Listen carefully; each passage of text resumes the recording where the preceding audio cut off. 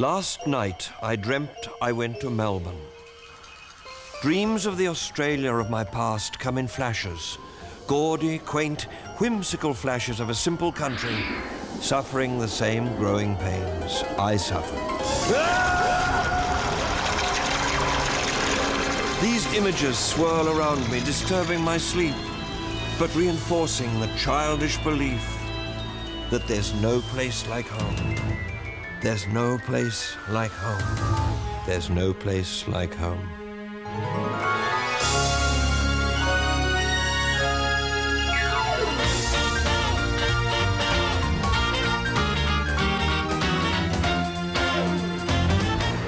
Our journey into Australia's past begins like an idyllic family holiday on the dusty country roads of the 1950s.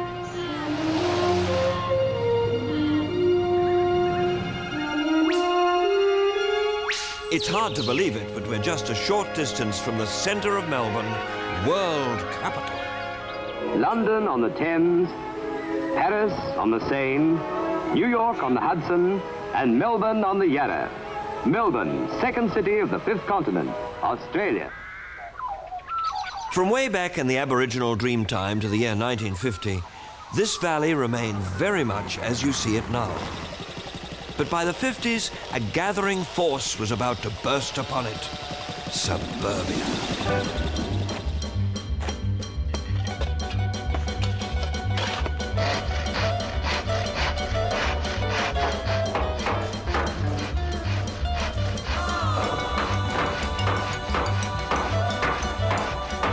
For some strange reason, whenever my thoughts stray to the 50s, they are underscored by the sewing machine rhythms of the sabre dance. Moving vans carefully carried our furniture and gleaming appliances, the trophies of our post-war prosperity. They were to go on display in countless cream brick Shangri-Las. The suburbs of Melbourne really went ahead in leaps and bounds in the 1950s. I can remember when where we were was nothing more than a grocer's shop and a little newsagent's. And then slowly the houses came, filling up all the paddocks. It was an amazing thing, but by the time we got to the 50s, the newer suburbs had started up and the young couples were wanting to move into newer and bigger homes, sometimes two-storey homes. A new dreamtime had arrived.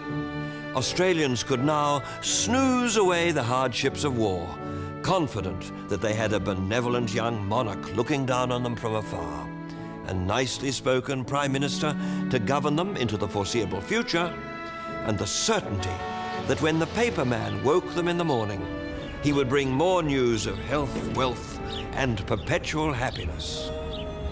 24 hours of sunshine beneath the southern skies. There are 24 hours of sunshine every day that you're in love.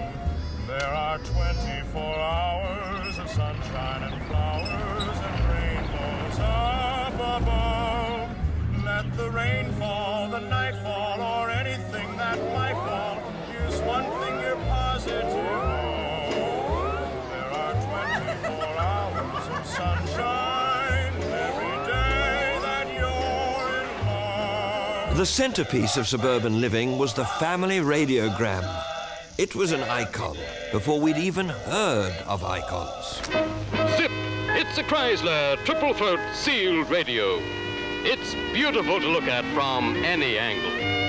It features an automatic record changer playing up to 10 records. When I hold you close, like you want me to, baby, don't run away, like you're scared of you. Well, I want to give you some love and any place, anywhere. I don't want you to In the 50s, I was knee-high to a grasshopper, but I was a scallywag. I gave a little bit of aggro. I was a naughty boy. I was a bodgy. I was proud to be a bodgy. And my girlfriend, can't remember her other name, but she was a widgie. Bodgies and widgies, we were in the milk bars. We had fun. The milk bar we frequented, it was an all-white Caucasian group of kids. Though there were areas in Sydney which had black bodges and wedgies, or aborigines, as they were known. Milk bars were a very popular Treffpunkt, as the Germans say, meeting place, or rendezvous, as indeed the French would say. The milk bar was where we used to gather, and you'd have either a malted milk or a milkshake. And I'd suck away until the noise came at the bottom. And my mother, if she was with me, would say, Edna, don't drink it all. Leave a little for Mr. Manners and don't make that sucking noise at the bottom of your glass like Sydney people do. Well, perhaps some people spent the 50s at milk bars and in the thrall of rock and roll. But for me, I'm afraid, it will always be the sabre dance, or perhaps one other song. My heart knows what the wild goose knows.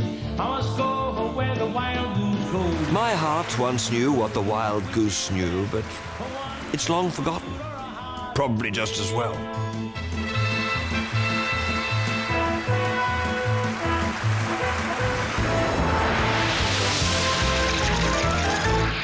In the 1950s, Australia had a deeply felt sense of propriety. We were governed by the politics of niceness. Some things were nice, other things were not nice. If you go down in the woods today, you're sure of a big surprise.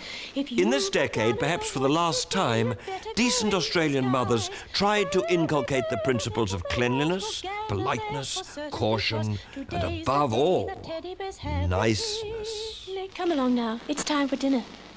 There are many things we all learnt at Mother's knee. We always used to leave a little bit on our plates for Mr. Manners. And Mr. Manners was a very important person in our lives, along with Jesus and Father Christmas. And my mother used to say to us, quoting the Bible, she said, be nice and people will be nice unto you. I don't know where that is in the Bible, but it's there, I can assure you of that. Anthony doesn't stop to think whether he is allowed to pick the flowers. But here comes Constable Brown. It's his job to prevent people from breaking the law. He must explain to them that the laws are made for everybody's good. The flowers in the park belong to everyone. But what if we all picked the flowers? There would soon be none left for people to enjoy, would there? This childish obsession with flowers often persisted in the mature Australian woman. The gladiolus of all blooms became the emblem of everything that was decent, optimistic, and above all, thrusting in Australian life. Oh, look! There's no doubt about it. Nothing like a flesh pink gladdy.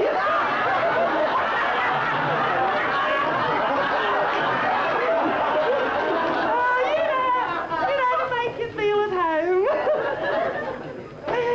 Oh, dear. And with plastic, too. So hygienic. Oh, if only all nature was so easy to wipe down with a wet X. The gladdy is a very complex flower. It's not as simple and adorable as it seems. I had a moment in my life when I was very disappointed in gladdies, having loved them since I was a child. Since I was, in fact, knee-high to a gladiolus. I found out, just by accident, from a botanist friend of mine, that the gladiolus is a bisexual hermaphrodite. And to this day, I can't have them in the bedroom unless the light's on. You never know what they're going to get up to in a vase. Honourable members, any petition? One thing that was definitely not nice was vulgar and educated speech, as often heard on the new and embarrassing parliamentary broadcasts. Stern measures were taken to banish deviant language. Do you wish to impose the educated type of speech upon the broad Australian speech? If I just took a common phrase like, it's a nice day, in the educated pronunciation, if I say it slowly to bring out the difference, you would say it's a nice day. In the broad Australian pronunciation, you would say it's a nice day. And there's a difference in the A and the I in both of those words. The only thing that we want to persuade pupils to do is to avoid what can be listed as the common marks of an uneducated pronunciation. And if a pupil says something like, well, hello Harry, how you getting on? Immediately he's written off as a rather crude, uneducated sort of person. My accent is not mentioned, though someone once said to me I had an Oxford accent. I don't know why. I didn't go to the University of Oxford, but it was a lovely compliment because although I like the Australian accent, I would hate to have a broad, ugly, common Australian accent. We people from Melbourne are nice, whereas a lot of people from Sydney may be nice, but they seem to be a little bit C-O-M-M-O-N. Or as my mother used to say, O-R-D-I-N-A-R-Y. Nice ladies wore hats and gloves and attended fashion parades.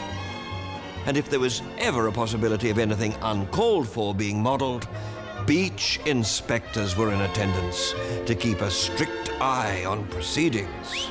Uh-oh, there's something happening here. And you're right, it's a bikini. The inspector's nightmare. She's not going to be ordered off, surely. But yes, she is. Lurking behind an aspidistra is a scab. Ironically, the inspectors themselves were the most indecently dressed people on Australian beaches.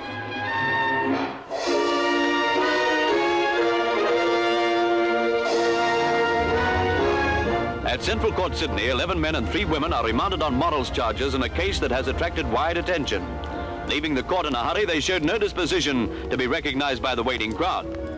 We often heard of people being arrested on morals charges, but it was left, sadly, to our imaginations to figure out just what they'd been getting up to. Those without covering simply rely on speed. And the photographers cop the lot.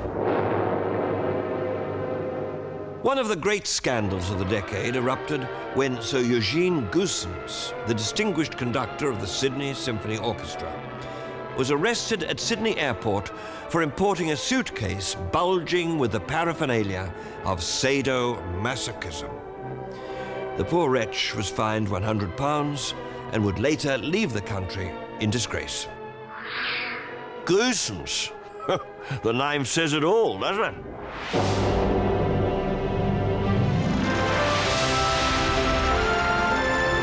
The doctrine of communism was the great bogey of the 50s. Australians were constantly being told that they were the next to be engulfed in violent revolution. Does that disturb you? It should, because today 5/6 of Europe and Asia are under the iron heel of communism. The communist pressure all around the world has been... The Prime Minister, Robert Menzies, would have us quaking in fear at the threat of Reds under the bed. Mrs. Petrov, firmly gripped by the 2 Russians, is partly assisted, partly dragged towards the plane. She is obviously distressed. Menzies received a bonus in 1954 when some genuine Soviet spies were uncovered. The Petrovs. Mr. Petrov defected to us, while a couple of burly KGB men attempted to escort Mrs. Petrov back to Moscow. Mrs. Petrov's shoe, lost in the struggle, is secured by a bystander. This is a scene unexampled in Australia. It's a strange fact, but a true one, that at every major historical event of the 20th century, Les Patterson just happens to have been there. I seem to be drawn like a moth to the flame of events, a blowfly to the bull's bum of history. I was at that airport when that poor little commo Sheila, Mrs. Petrov, was dragged off by the KBGs, and I happened, like Prince Charming, to grab hold of her shoe. And here it is, a commo Sheila's shoe. Well, it's red and it's been under the bed. You with me? I've hung on to it all these years just in case I might fall in love with a little one-legged Sheila, and this would be a nice, tasteful gift for her, wouldn't it? But over all these years, every time I sniff this shoe, as I'm doing now, I can smell only one thing. It is the smell of fear.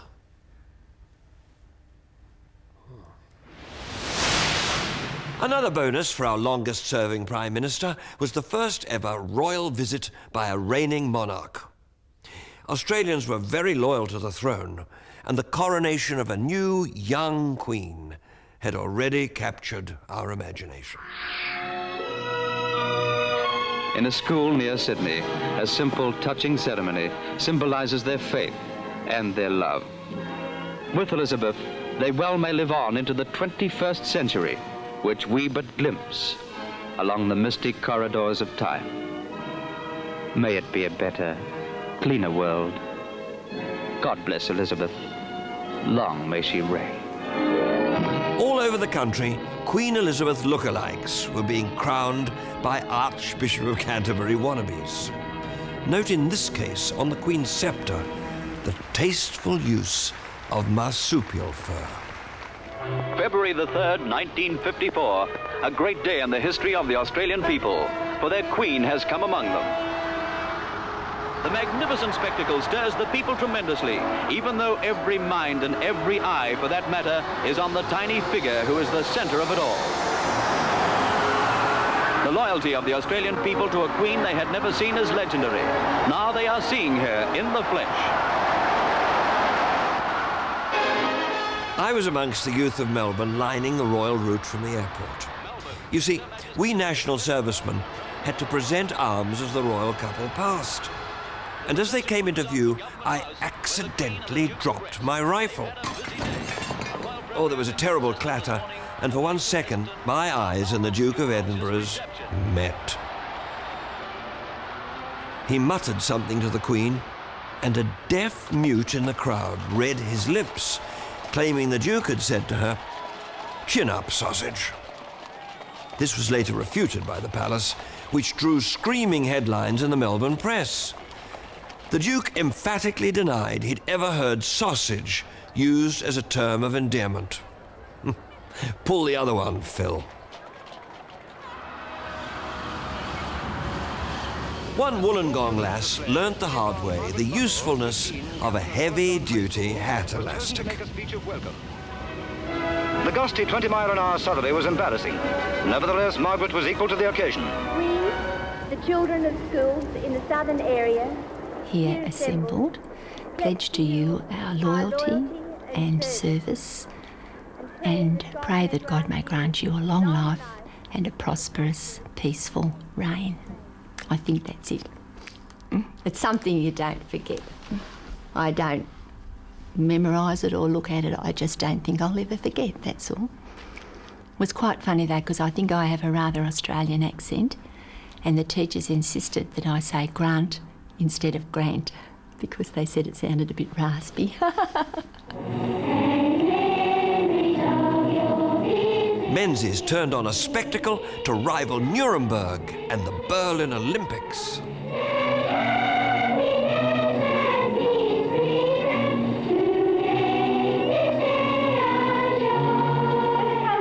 offers wonderful opportunities for men and women from the old world. In that more innocent age, the entire nation came to a halt as the Queen made her speech of thanks to the Australian people, and most of us agreed with Menzies' florid quotation. I did but see her passing by, and yet I love her till I die.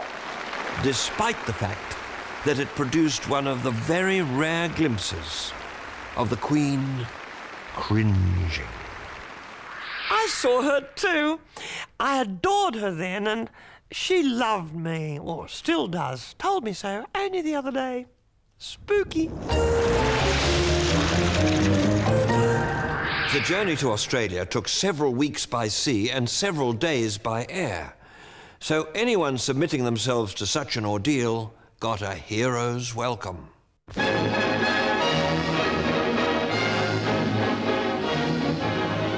Occasionally, they were Hollywood heroes, movie stars here on promotional tours, or to film on location. A star gets sprayed with DDT to keep away the flies. Yes, it's Maureen O'Hara. The films Hollywood came here to make always involved the scuttling of traumatized wildlife, and they disappeared without trace at the box office. Have you got a fresh cup of tea? Chips Rafferty was often the only non-marsupial Australian in these films. But another local was needed to share the billing with Chips in a children's adventure called Smiley. A little boy called Smiley, who makes the cares of the day. The nationwide search for the typical Australian bush kiddie rivaled Selznick's search for Scarlett O'Hara. The role eventually went to freckle-faced Colin Peterson. Come here, son. Now, this was found close by. Now, I'm not Sherlock Holmes, but I reckon you know something about it. Well, a matter of fact, I was taking a stroll along the Morven Road when I see a bush ranger riding the old bike. You gotta stop, look, and listen, or you'll never know what you've been missing. You'll find The revival of a genuine Australian film industry would have to wait until the 70s. But in 1956, another entertainment medium caught the nation in its hypnotic spell. the greatest sight you've ever seen. Spend a night by a television screen. Good evening and welcome to television. At dusk, the suburbs were shrouded in an eerie blue haze as families gathered around to view the instrument. We procured our first TV set in 1956, not to watch the Melbourne Olympic Games, because you couldn't, but to view it. We viewed it. We learned to be viewers. It was an Astor 21-inch console, and it certainly consoled Beryl. Our console brought a lot of consolation to my wife, more than I could bring her sometimes at certain stages in our rather turbulent married life. When I think of it now, I think how important that instrument was to us, because, you know, I saw Lorraine Crapp on it. I saw Lorraine Crapp on that TV set, and Dawn Fraser. Fraser in lane 4 and Crapp in 5. The two Australian girls... The Melbourne Olympics were preserved on colour film for international distribution. In order not to confuse overseas audiences, Australian actor Leonard Teale thoughtfully performed the commentary with an American accent. Fraser with a burst over the last few yards sets a new Olympic and world record. The Olympics were a huge boost for Melbourne. But before the crowds arrived, the civic fathers panicked because some of the city's more illustrious hotels were fine examples of Victorian architecture. And they thought, what if overseas visitors see these old-fashioned monstrosities with mahogany staircases and iron lace verandas? What will they think of us then? So they pulled them down. Melbourne citizens have... Alas, then there wasn't enough accommodation for the thousands of athletes and spectators. So instead, they had to be billeted in private suburban homes. But the response to the appeal to private homes has been so successful that Melbourne will have no problem in housing her guests from overseas when in 1956 she becomes host to the world. We billeted a Lapland person, a shot putter called Uno Clammy, from a funny part of Scandinavia. He was a nice fellow and he slept in our little spare bedroom, came and went as he wished.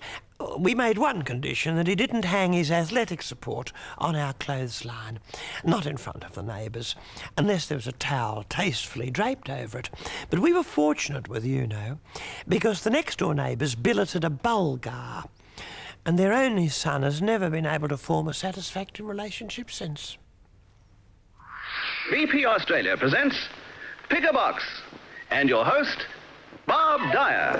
Thank you, and howdy, customers, howdy. We're glad you joined us for BP Pick a Box. Who is this, please, doll? Bob, this is Barry Jones from Caulfield, a school teacher. Oh, Barry. Educational quiz shows, always popular on the wireless, moved effortlessly to television. What country of the British Commonwealth has the greatest population? Oh, India has by far the biggest. Right. Nearly 400 million, to be exact. Just over.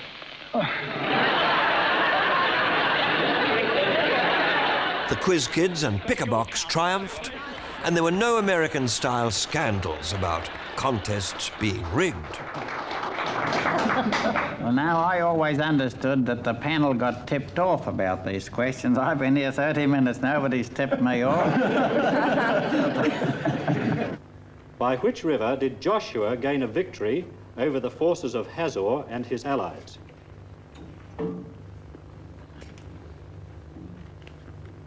But if commercial television had audiences rolling in the aisles, the more genteel national network, Auntie ABC, felt no obligation to entertain at all. Mr. Wilson, for 1 mark, Naaman praised 2 rivers which, to his mind... Witness World Bible Quiz, where the questions had to be seen to be believed. Abana and Farfar. I'll ask the judges for a slight ruling on that one, if we can pause a moment.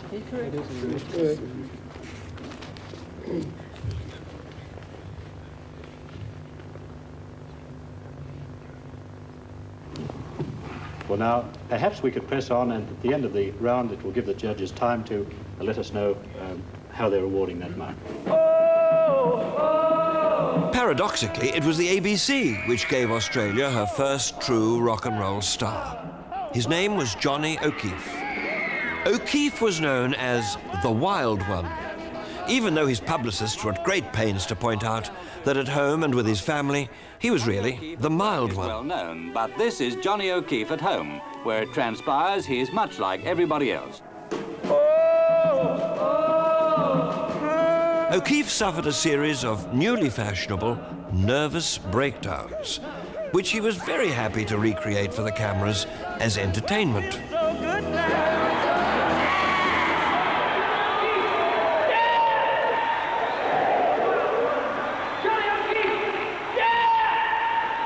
His precarious mental condition only served to further endear him to Australians in general. Most housewives knew exactly what he was going through.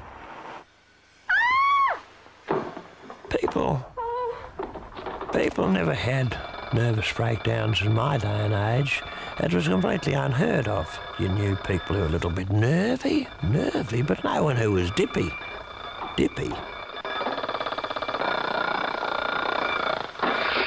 I mean, there might have been people who were dippy, but they didn't live in Glen Iris.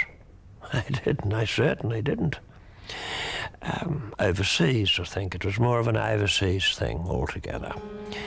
Though Beryl did know a woman at the bowling club, or said she knew her, or knew of her, or knew a woman who knew her, and knew of her, and knew of Beryl, and knew her, whose niece, I think it was a niece, had a bit of a... she'd gone a little bit odd. And she'd put her head in the gas oven. Apparently the medical people said that it was a cry for help. In which case it was even more serious, because, I mean, if you're going to cry for help, you put your head out the window, wouldn't you?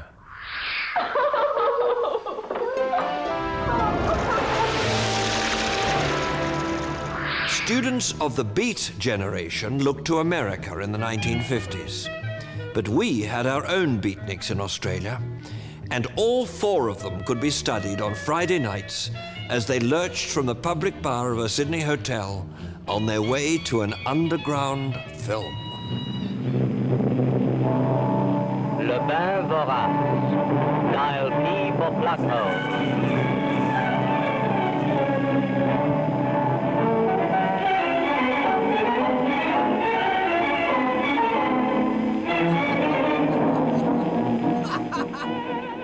At university, I appeared in one such film. But my bohemian activities mainly involved the late-night consumption of raisin toast, the smoking of many black Sobrani cigarettes, and the drinking of a new brew, which had replaced tea in the Australian diet.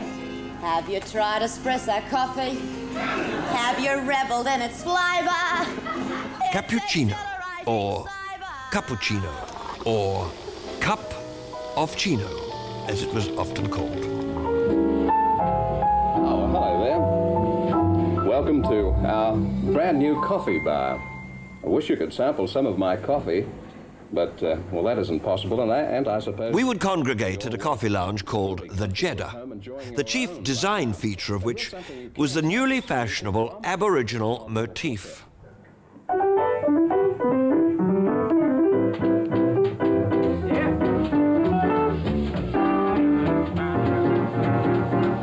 Now, an Aboriginal motif was really just about all we ever saw of Aborigines, especially in Melbourne. I once attended a school concert given by the Aboriginal tenor Harold Blair. The sun shines bright. It seemed the authorities allowed them into town only if they could sing. Perhaps Australia's Indigenous people had something to offer us after all. Science certainly thought so. It was Captain Cook who first recorded the Australian Aborigines' habit of standing on one leg in moments of repose. Doctors at Sydney University have embarked upon a series of tests to ascertain whether this strange posture is responsible for the low incidence of thrombosis in the legs of adult male natives. It could be worth a try next time you're waiting for a bus. Following the lead of the scientists, the world of the arts was similarly enthralled by the native population, and one fine craftsman exhibited his works fashioned entirely from native seed pods. Hunters with a variety of weapons which show evidence of close study of native life.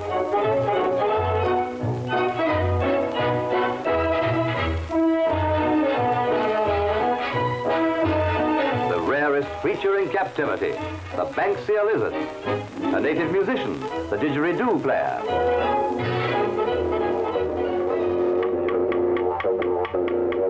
Australian filmmakers Charles and Elsa Chauvel created a far more lifelike interpretation in the movie Jeddah, and not to be confused with the coffee lounge of the same name.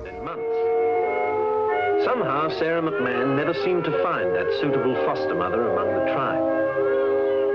She would have laughed if anyone had suggested that she was growing fond of baby Jeddah, but somehow Jeddah remained, and like Topsy, just growed. Turn around. Oh, lovely woman. Adopting underprivileged Aborigines became a middle-class pastime.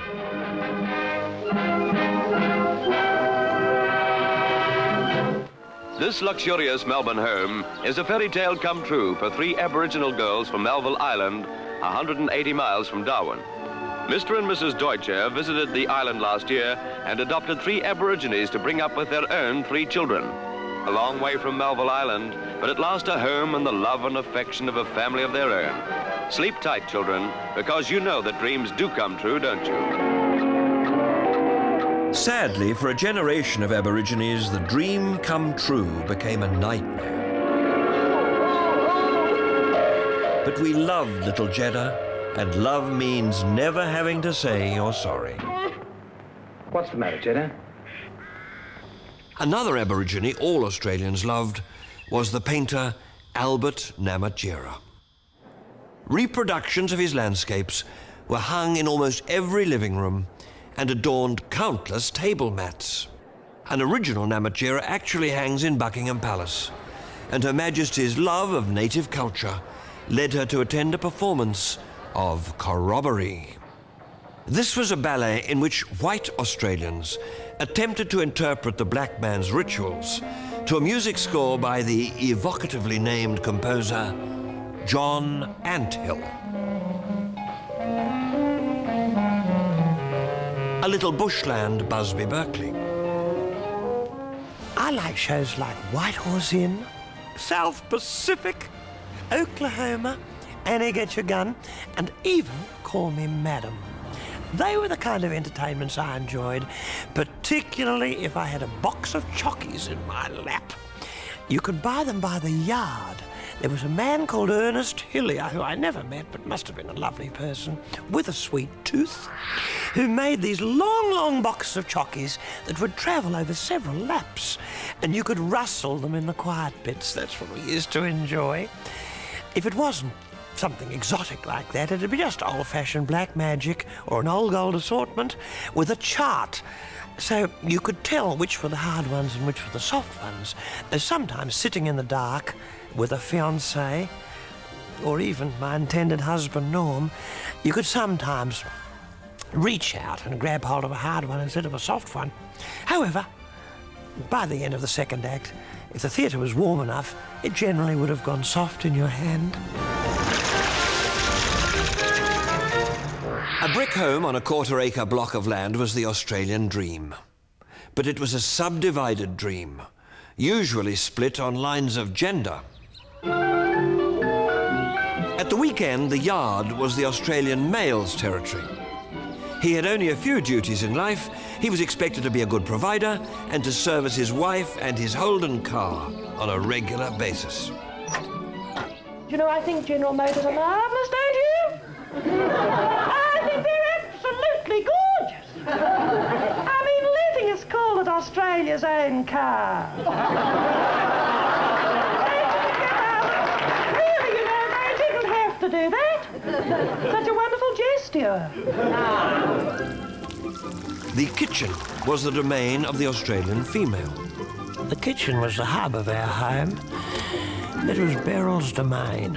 Above the stove, where we had a picture of a kookaburra on the door, there was a ledge, and there was all the condiments in different sized tins. There was the flour, the sugar, self-raising flour in the big tin, the plain flour and the self-raising flour, and the rice, and the sugar, and then there was the tea and the coffee. Though we didn't go in for the coffee, it wasn't our cup of tea. We tended to have, if we were so required it, the coffee essence with the chicory.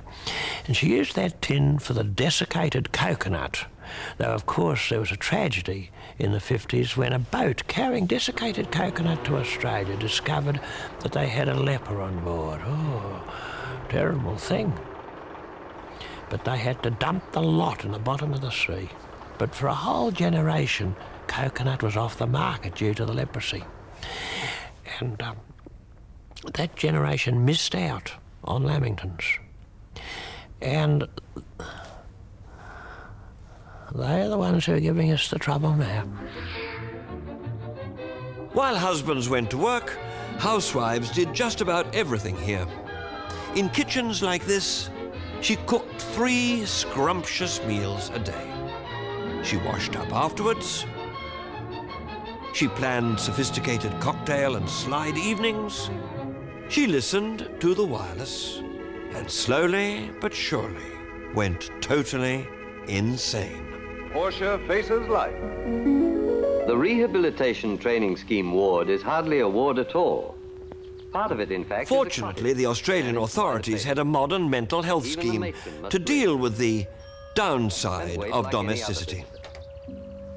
Inside, there's a normal house, resembling as closely as possible the scene of pots and pans that Mrs. Hall will have to deal with when she goes home. A lesson in makeup helps Margaret feel light-hearted and feminine again. Then comes the big step. A voluntary worker takes her to the supermarket to do the shopping for the group.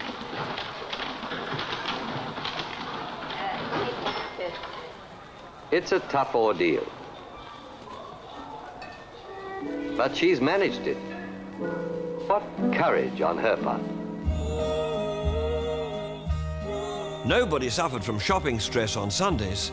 The shops were firmly shut. There are 24 hours of sunshine every day that you're in love. Australia went to the beach.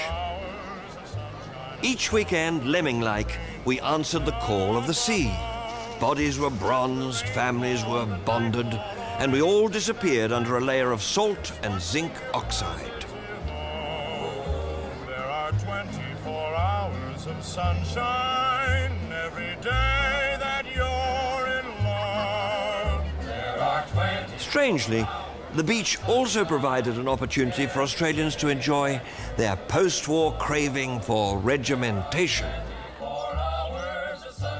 The same urges were catered for on sports fields and in schoolyards, where young muscles could be flexed that would never be flexed again. There are 24 hours of sunshine every day that you're bow to your partner. Give us a strict tempo and we were happy to fall into step. It started with Jim Vickers-Willis and the square dance craze, which swept Australia early in the decade. And hit rock bottom with the introduction of the Mary Goo. Mr. Campbell's really in a hurry to teach Australians a new dance. He's met by his attractive wife, Sue, and they're all set to make Melbourne rock and roll with a South American step they call the Mary Goo. Tight skirts and jeans are out for you hep cats. We were a very eager and accommodating nation, only too delighted to be the guinea pigs for a new South American dance craze or an imported British atomic explosion. We were happy and even grateful that we had been chosen. Only seconds to go. Eyes 10 from the dazzling flash, Sir William Penny waits.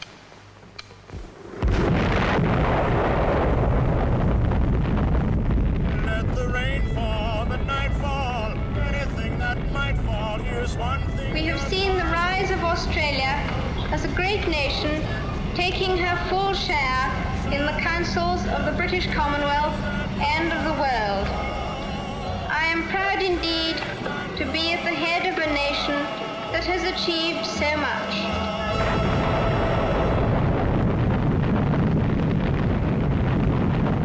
Far more traumatic than nuclear fission was any split in the nuclear family.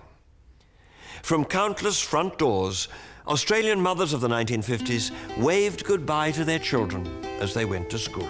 Bye, bye, bye, bye, bye, bye, baby. For their daughters, it was home economics or shorthand typing, skills to equip them for their brief span of independence between the leaving certificate and the marriage certificate.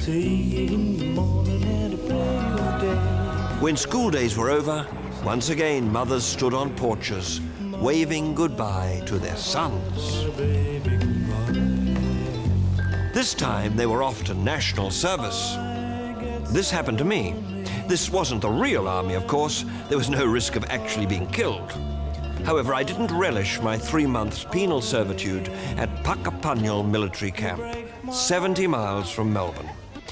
Puckapunyal, by the way, is an Aboriginal word meaning land of the outer barbarians. Right, into bed, lads. Lights out. That includes you too, Curl.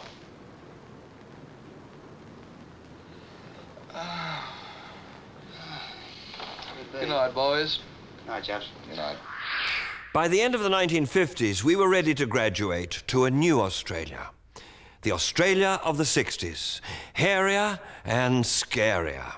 I am convinced that your experience in the Army has broadened your outlook, improved your physique, made you better citizens, and therefore better Australians.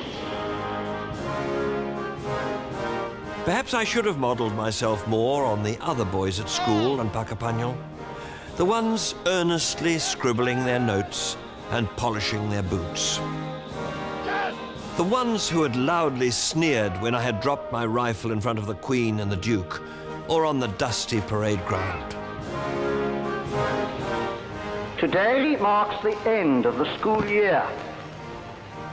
For many of you, it will be the end of your They were the true graduates of the 50s, priggishly, proudly unimaginative, preparing themselves for that day in the future when they would assume their place in society with BMWs and Saabs for their wives, vast cellars of distinguished Australian reds, and safe, dull collections of Australian art. They will have the opportunity of... They were the conscientious young boors who would grow up to be lawyers and accountants and would one day run Australia. With you, they will share the responsibility of building the Australia of tomorrow. Climb every mountain, search high and low, follow every byway,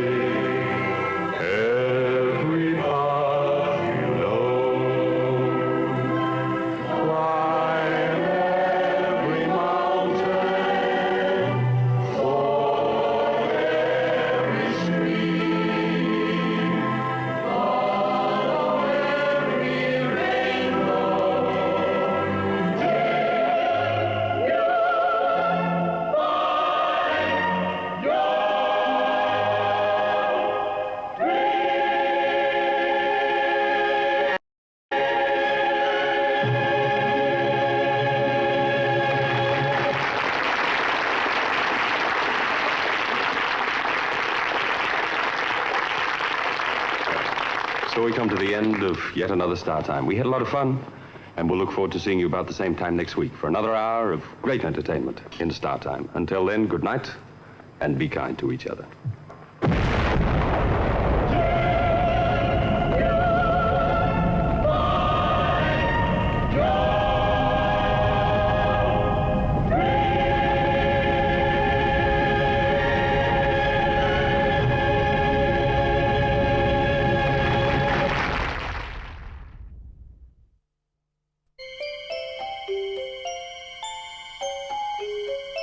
Last night, I dreamt I went to Melbourne. Dreams of the Australia of my past come in flashes, gaudy, quaint, whimsical flashes of a simple country suffering the same growing pains I suffered.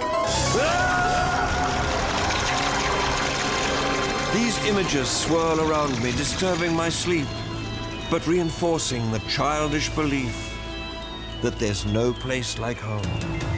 There's no place like home. There's no place like home.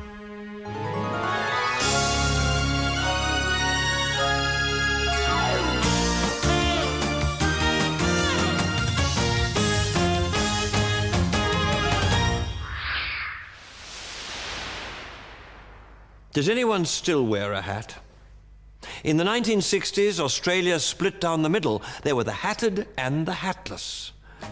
Since Federation, we had been a fedora nation. Australian men and women had not ventured forth from their homes without a hat. Then it all changed. After British model Jean Shrimpton dared to attend the Melbourne Cup bareheaded, milliners turned their scissors on themselves. The few remaining hat wearers clung together in support groups before there were support groups.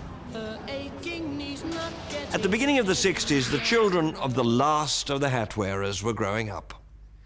They were determined to replace hats with hair. But any revolution takes time in Australia. People were relaxed and comfortable in the 50s and were content to continue living in that decade for as long as possible. It took a few years before the cracks began to appear.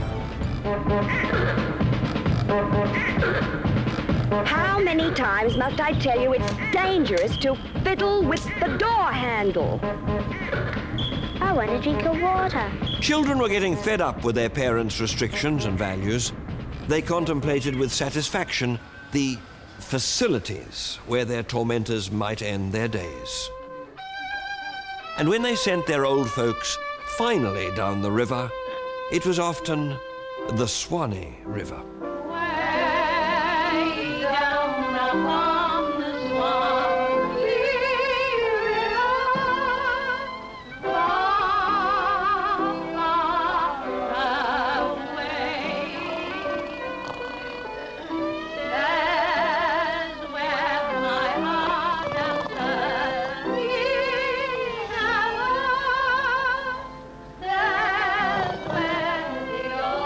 A constant diet of Stephen Foster can prove very relaxing. But what senior citizen isn't happy in a nappy? We persuaded my mother to go into a maximum security twilight home in Melbourne in the 60s. She was in her 60s, and my mother's life has very much paralleled the century. She went in a little bit grudgingly. We told her that she should have everything on one level for her own safety. She did say, however, that everything in our home was on one level. She was a bit of a cunning old fox trying to muddy the issue.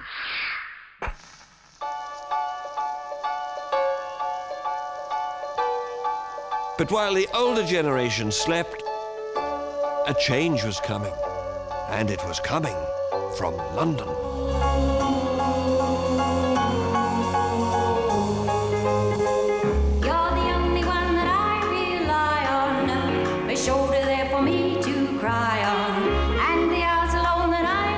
We may not have had a Carnaby Street or even a Petula Clark, but world-class Australian talent was ready to swing with the best of them.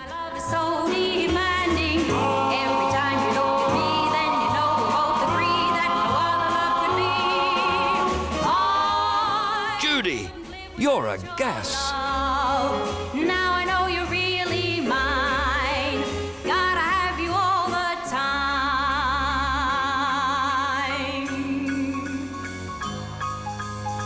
In the capital cities, Australians from all walks of life were trying to get into step with the latest dance trends from overseas. Have you got your partners? All in a circle, please. Someone's got their bouquet in the wrong hand. In the countryside, in the back blocks, in the bush, things remained the same.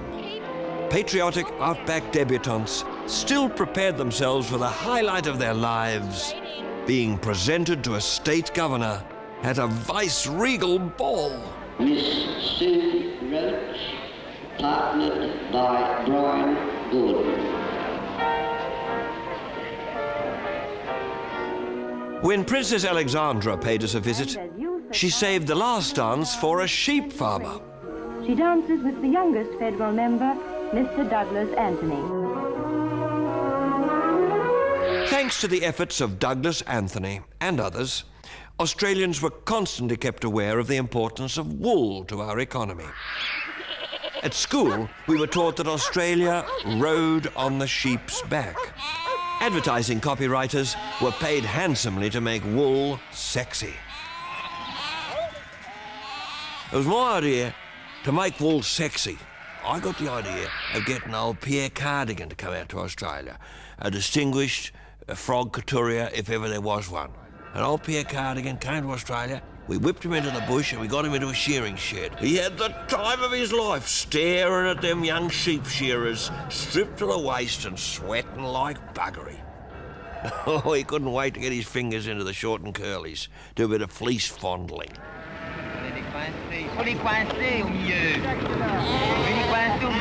Then out in the paddock a bit later on, a whole bunch of ewes. They charged straight past him. Of course, they got second sense, these sheep. And they sensed old Pierre wasn't a particular threat to them. You know, no New Zealand blood there, they reckoned. Besides, most of them had pretty well past their use by date. You with me? Do you know what it means? The Wool Board even devised a symbol. This was before we'd heard of logos or icons. A symbol intended to be universally recognized. I don't exactly know what it is. Oh, yes, that's a sign of the ABC. One of the signs. Although we appreciated our debt to the fleece, Australia was very keen to be thought of as modern. To this end, every building which seemed remotely old-fashioned was earmarked for demolition. In the 1960s, Australian cities began to resemble German cities after the Allied bombing. When you're walking around, do you look at buildings and think that's going to go one of these days? We do, yes. You're always looking out for buildings? Always, all the time, you know, with any building, well, in the future, it'll be over. It'll come down. Do you feel that wrecking is an enjoyable pursuit? I mean, is there any actual pleasure to be got? Oh, it's great. I just love it. You do? Yes, love it. But a gleaming new international marketing symbol was under construction on the shores of Sydney Harbour. In 1958, its cost was estimated at $9.6 million. And by 1969, the estimate had soared to over 85 million. It gave the whole population of Australia, most of whom had never seen an opera, plenty to talk about. Why on earth put opera in a thing like that? Terrific. Ugly. Gee, it's beautiful. What is it? What do you think of it? It's interesting. Different. When will it be finished? That's a good question. Nobody's ever asked that before. And how long do you think the job is going to be before you finish it? Well, another 3 years to go. 3 years. Speculation about its completion date inspired a steady stream of comments, although it's difficult to conduct an exciting interview with a man called Yawn. Most people don't really, I think, Yawn, appreciate the immensity of this project. Aren't we ever going to get there? The eccentric roof of the Opera House inspired a new model of Australia's own car, and even domestic architecture. But as always, our old friend Whitlam the Wrecker, with his swinging iron ball, was never far behind. I don't think it'll be as difficult as it looks, because it is a rib structure, and it'll be a bit like carving a roast. I think you'd weaken it at the bottom, and by the use of explosive charges, you just go through each rib bit by bit and drop it on top of one another, and perhaps it mightn't be as difficult as it looks. Get a little dirt on your hands. The avalanche of culture threatened by the opening of the Opera House struck fear into the hearts of Australian women. Charm schools were bulging with housewives, desperate to be finished before the Opera House was. I was once employed by one such charm school which ran a special course for housewives. You pick up your knife and your fork and you hold them this way. You don't clutch them and you don't put your fingers right down here. I was engaged to give elocution classes to a very pleasant group of touchingly eager young matrons, all convinced of their social ineptitude. Then, unlike today, people made an effort to be nice. Correct way. And also, you mustn't clutch a glass like this, or a lot of people are inclined to hold it down the bottom of the stem. It looks so entirely wrong. These women are professional washers-up. They each have dirty crockery from an average family of 4. A force to be reckoned with, Australian women took seriously the battle skills that a kitchen demands. And the women are timed washing up.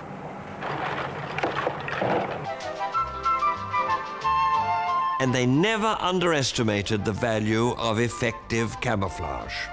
At this training school, run by Miss Beatrice Krauss, girls are taught the simple techniques of makeup. Miss Krauss says the secret of success is to make down. Restraint is the keynote.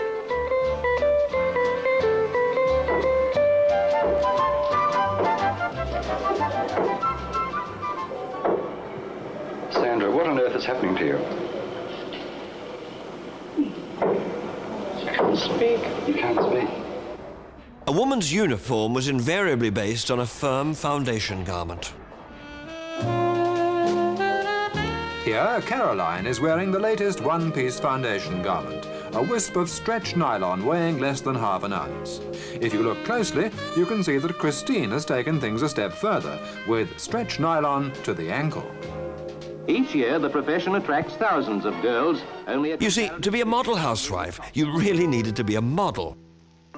Greta Myers in Melbourne and June Daly Watkins in Sydney started successful charm schools aimed at instilling a quality that Australian women had managed to do without for 150 years. Poise. Chin up, Sue. Thank you. Very good. Very good. Sue, just a moment. Did you feel as though you really had balance there? No, not quite. I feel a little bit wobbly. Girls, Miss Gilbert will now show you the wrong way to enter a room.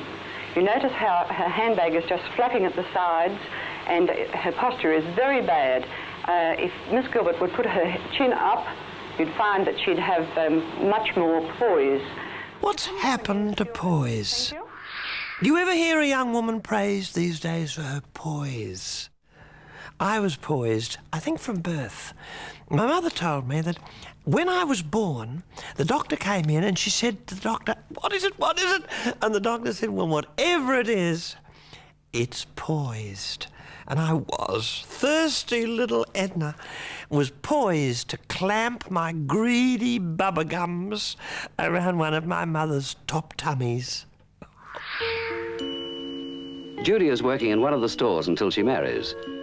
Until a young woman reached her true destiny as wife, mother, and dishwasher, she could fill in by being a shop girl, a nurse, a typist, or a hairdresser. Hello, Mona. How'd you like your hair done? Just something simple, thanks, Mona. The pay packet added to her glory box, while the hairspray diminished the ozone layer. I'm very nervous for being presented to the governor. In those days, the entire youth of Australia entered some sort of quest or competition. There was Apple Packer of the Year, a strong-fingered girl could find herself Milkmaid of the Year. A nimble-fingered girl could win the coveted Stenographer of the Year title with a typewriter as first prize. Ready, set, go. But the highlight of the Quest calendar was the coronation ball to honour the supermarket checker of the year.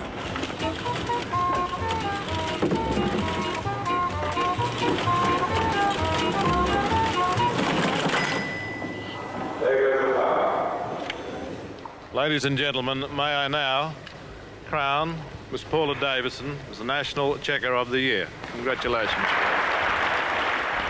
I adore quests of this kind because I am the very, very proud possessor of a trophy, winner of the Lovely Mother Quest, and that was an Australia-wide competition, and they didn't just judge you on beauty, on being a glamour puss. It was bone structure, it was cleanliness, it was niceness, and above all it was poise. What's happened to poise? Would you announce the winner, the Australian Housewife of the Year for 1968? Ladies and gentlemen, the Housewife of the Year for 1968 is Mrs. Janice Unsworth of Victoria.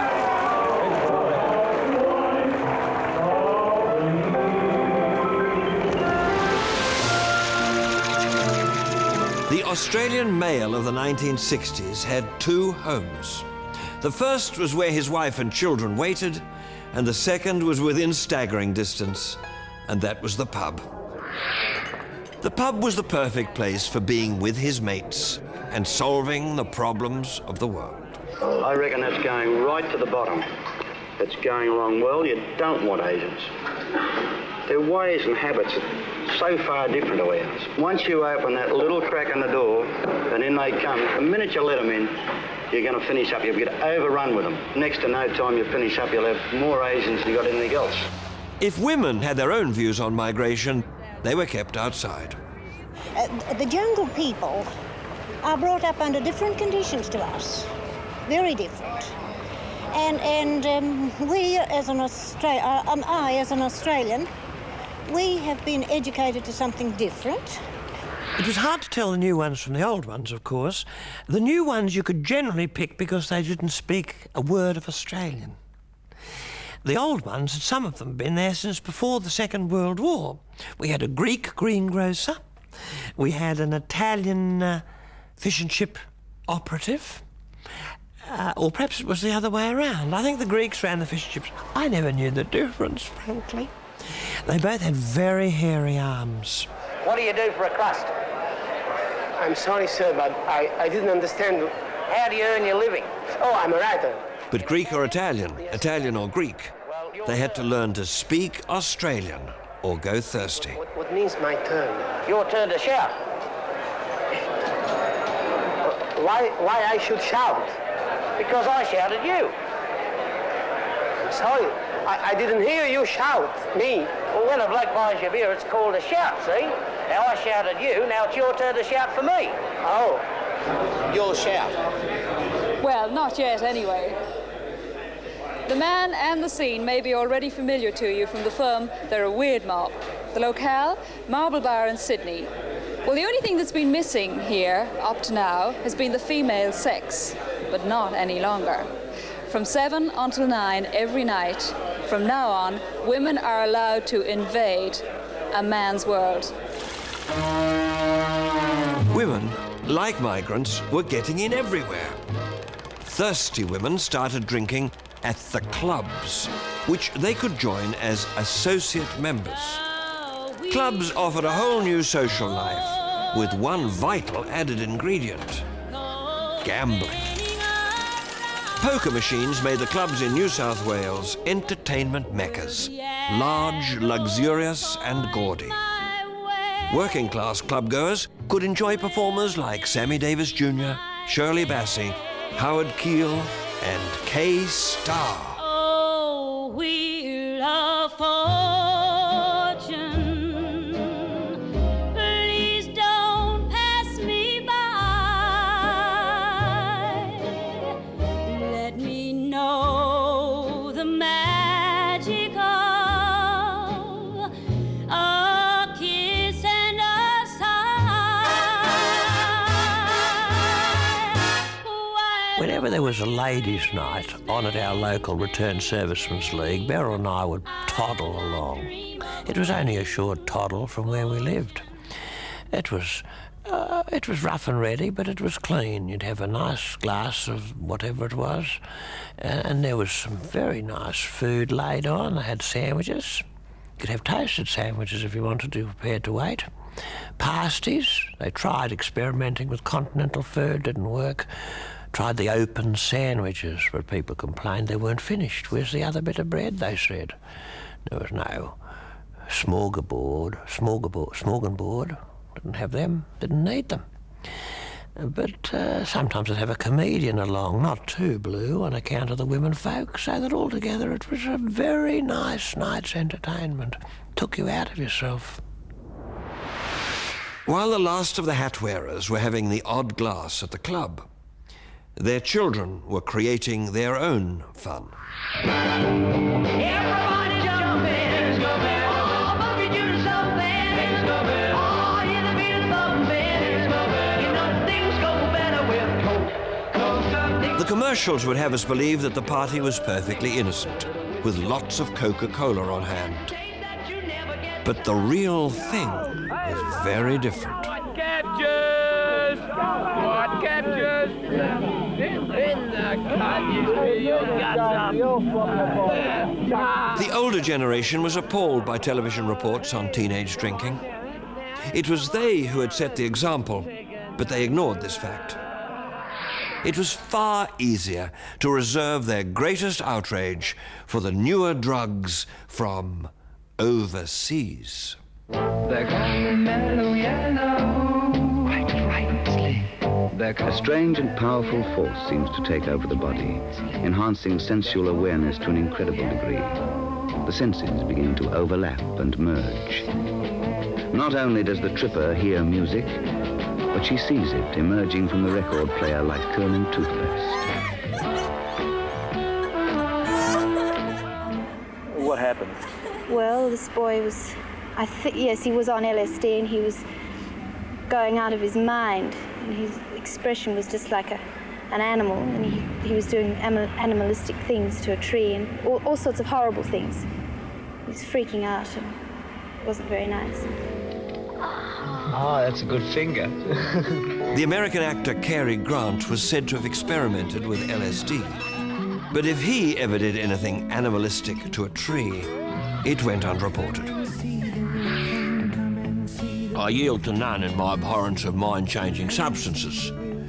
But in this epoch, I was offered everything. You'd go to a party, and horny little chicks, little hippies, oh, they tried to turn me on left, right, and centre. I remember one girl, lovely little thing, smelling of that patchouli. She come up to me and she said, Les, she had a bit of blotting paper. She'd stick this under your tongue and you'll have a mind-expanding experience. I said to her, if you want an expanding experience, why don't you slip this under your tongue? And then another girl come up to me and she said, like a joint, Les? I said, call that a joint? I said, this is a joint. There's a meaning there, but the meaning there, there's a reading. The drug squad of the New South Wales Police Force has recently been doubled. This is to handle the extra work. The members of Her Majesty's Australian Police Force were serious hat wearers. Along with Her Majesty's Customs, Sydney's finest had the drug trade pretty much under control. Their own control, as it turned out later.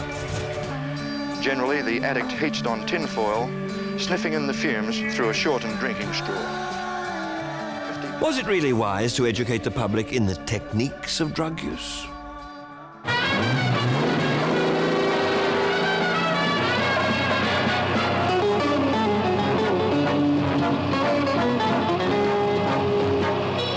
But Australia's real action men were on the trail of our biggest selling drug, tobacco. Silver King with soft smoke. Smooth, mild, much more satisfying. Nicotine-stained fingers and homes that smelt like ashtrays were the height of sophistication. I just thought you were a gentleman. Film and television producers hadn't heard of product placement deals in those days. They were happy to do it free of charge. Bye. Bye.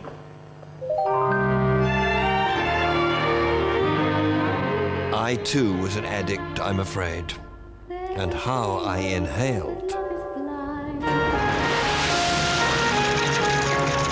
These days, the 60s are inextricably linked with sex, drugs, and rock and roll. It's as if no one did anything else. However, it is true to say that in the 60s, Australians, perhaps a little later than the rest of the world, discovered the writing on the wall. The toilet wall. We discovered sex, we discovered nudity, we discovered dirty words. We took off our hats and underneath, we discovered hair. Good afternoon, Mrs. Patron. Good afternoon, Jill. People were discovering hair all over the place. Well, she seems to have got this quite strong hair growth on her face, which shows, of course, and she's always had a lot of hair. I see.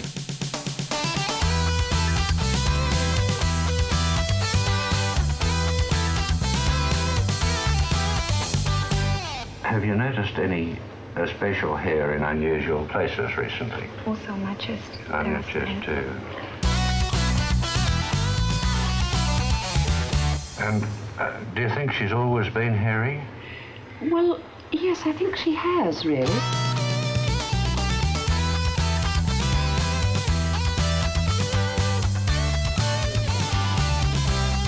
Never asked about my hair. How did you blonde your hair? Out of the bottle. Decorum, proper stuff, you know. Decorum, zazz it up with a bit of peroxide. I did it. It came out all right too the first time. I was quite proud of it. I never thought that long hair suited men particularly. Cornel Wilde could get away with it. The younger generation don't know who Cornel Wilde was, but some men used to go into the barbers and say, could I have a Cornel Wilde? There'd be very few barbers who'd know what you meant by that today. Australians were taught to boast that they lived on the largest island in the world and had the longest single-spanned bridge in the world, ignoring a longer one in America. Now we had another boast. By all accounts, Australian girls wear the shortest minis in the world. Here again, comfort is the thing, designers say. The minimum of underwear, simplicity and comfort.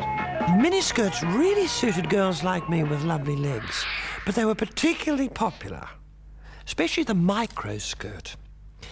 Particularly popular with girls with horrible legs. They really liked to wear them, particularly on escalators standing right in front of you. Skirt length became an obsession. Even groups of marching girls had modesty police to enforce the hemline. Any breach of the code could result in court-martial. If we see a girl marched out, well, it's like a girl going out of the family. We don't like to see it. So it puts a lump in our throat. To add to our nation's preeminence amongst the mini-wearers of the world, we also claimed another superlative. Nowhere else in the world have women taken to the pill with such enthusiasm and confidence. For these reasons, Australia is attracting worldwide attention as the experts observe how the oral contraceptive affects us morally, medically, and economically. Do you take the pill? No, I'm not a Catholic. Do you take other preventative measures? Yes, Antrid, fly tox, and snail bait. Did you give your children sex instruction?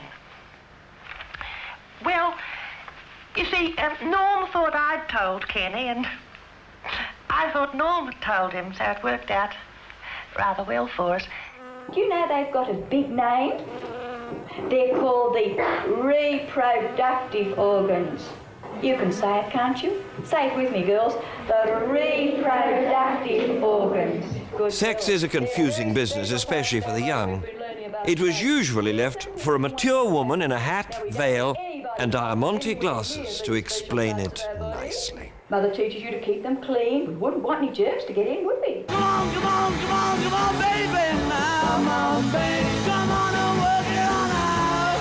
Work it on out. Work it on out. If you wanted proof of the pent-up sexual energy in Australia, you only needed to see the explosion caused by the Beatles' visit in 1964.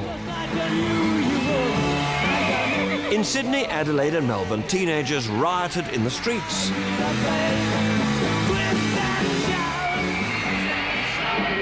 When the Beatles departed, we cloned our own pop stars in order to maintain the rush of estrogen in adolescent girls. Norman Rowe from Melbourne became Normie Rowe.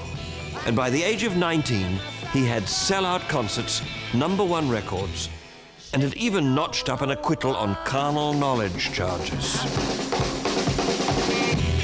He was having far too much fun, so the government called him to greater things. He was conscripted to fight in the Vietnam War. Parallels with Elvis Presley's call-up cannot have escaped the authorities. With gunner Normie Rowe on the job, victory in Vietnam for the Americans and their Australian allies was surely just around the corner. I think the basic point is there's no longer any doubt that we're going to win this war. I think only it's a question of how long it's going to take to win it. What has caused the change, in your opinion? Well, I think there are many, many factors in this, Don.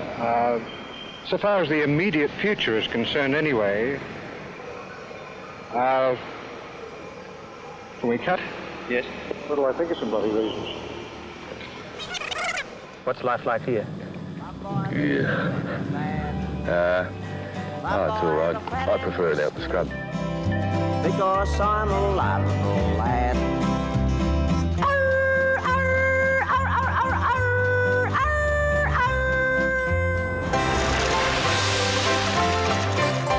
There existed in the 1960s a mythological paradise where every self-respecting middle-class Australian would rather be. It was their utopia, their Shangri-La. It was overseas. Close the door, light the light. Holland and Spain and to Italy. And then, well, I hope to be working at these places, of course, and that's the only way you can meet the people. The great white liners which delivered our migrants returned to Europe with shiploads of physios and dental nurses, all desperate to do the continent before settling down. They returned laden with the photographic evidence of their trip, not so much as a souvenir for themselves, but as a means of arousing their neighbours' envy. When the slides came back from a chemist, we'd get a phone call. They'd say, come round on Thursday night and we'll show you the lowlands or Switzerland or something like that. Mostly it was the clean countries our friends liked to visit. And I don't blame them personally. Generally speaking, a slide evening took about 3 hours, and that would have, you'd see about half a country. But over a period of time, you'd feel you'd gone on the trip with them. It was all very informative. One night, however, Vi Chapman, who loved to serve savouries during the slide evening, nipped out to the kitchen because she thought she could smell the devils on horseback burning. She tried to sneak out in the dark, and she tripped over the flex, unfortunately, attached to the slide projector, and we lost half of Scandinavia. Typical London Bobby. Of course, I knew he was a typical London Bobby, but I don't think he knew what I was. It just goes to show the police don't know everything, do they? Yes, in that picture, I say farewell to Europe and back home to Australia. Even if home was a little crass and anticlimactic compared with overseas, it compared pretty favourably with the jungles of Vietnam. And to an American soldier serving overseas, Australia was overseas. Australia has fast become one of the most popular choices among GIs going on leave. They find it a distinct change from Asian countries, and to many, it's pretty much like home. In those days, it was called rest and recreation, R&R. Personally, I thought it was more like rooting and randiness, because that was the name of the game. Oh, I got called a lot of dirty words. They called me, just because I was trying to put people together and have a good time, I was called a pimp, I was called a panda, a ponce, I was called a procurer, a politician even. There was just one dirty word they didn't dare throw at me, one P word, POM. We had started to switch our allegiances from the old country to the new world. We couldn't wait to say bucks, where we had once said pounds. Our heritage was being decimated and decimalised. February 1966. On the 14th of February 1966, we got dollars. And later in the same year, we could boast that almost as many Australians turned out to meet President Lyndon Johnson as had cheered the Queen or the Beatles. Prime Minister Harold Holt was there as cheerleader. That you have an admiring friend, a staunch friend, that will be all the way with LBJ. The first visit by an American president to Australia was punctuated with some dissension amid the resounding success of the tour. There were some demonstrators, but New South Wales Premier Robert Askin was reported ordering LBJ's driver to run over the bastards. Ordinary Australians didn't approve of Askin's suggestion. Certainly doesn't give us a good impression with anybody, running over people. I wouldn't do that myself, but I wouldn't say what Mr. Askin said either. Being me, I'd have run over him too. Would you? So you support his statement? I support his statement. I think if he filled up to lay down in front, well, best thing to put him over.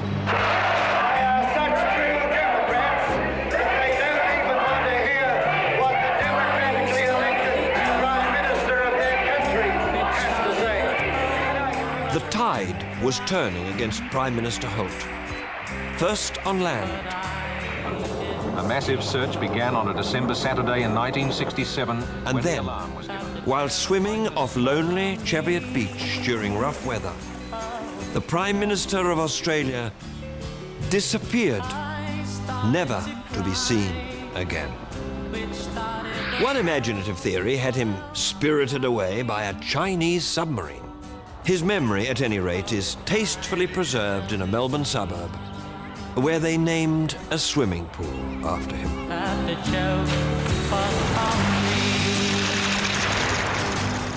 At the beginning of the 1960s, the Australian theatre-going public was still under the spell of My Fair Lady. Its appeal was not surprising. It gave hope to a nation of Eliza Doolittles that if they learnt to speak nicely, they'd all become duchesses. But the Hello Dollies and Mames which followed failed to generate the same magic. Developers pulverized most of our beautiful old theatres. Small theatres sprang up in pram factories, in churches, in stables and penitentiaries.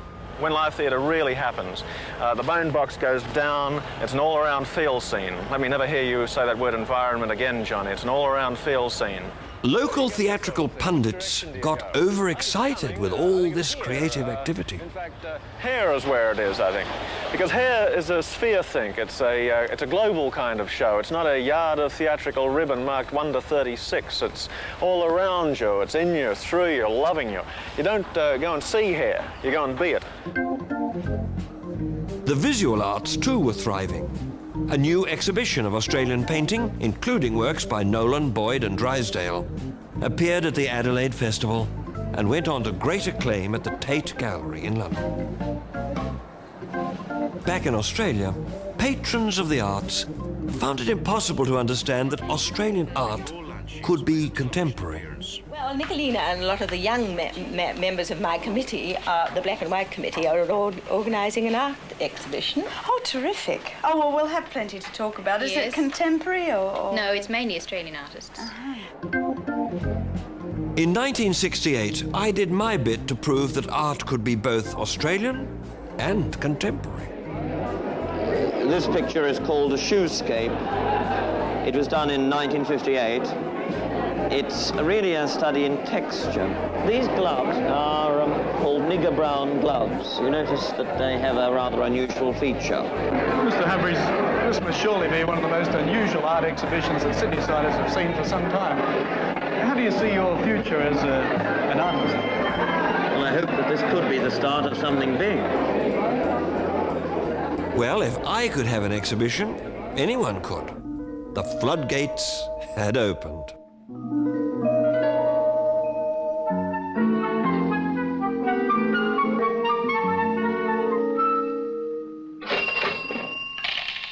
Suddenly, every man and his dog started being creative, and satire was the order of the day. Everything was worthy of a send-up, even send-ups. What's the send-up? That's the phrase I hear everybody say. The Mavis Bramston Show, a television program which specialized in send-ups, went to the top of the ratings. It featured the talents of a true clown, Gordon Chater. It's better than the egg shampoo you buy. They say, in a way, pack another every day. Runs down in front. There's a puddle on the blinking floor. Isn't it the sticky bit to dribble on your dicky bit? I'll think I'm going to crack one.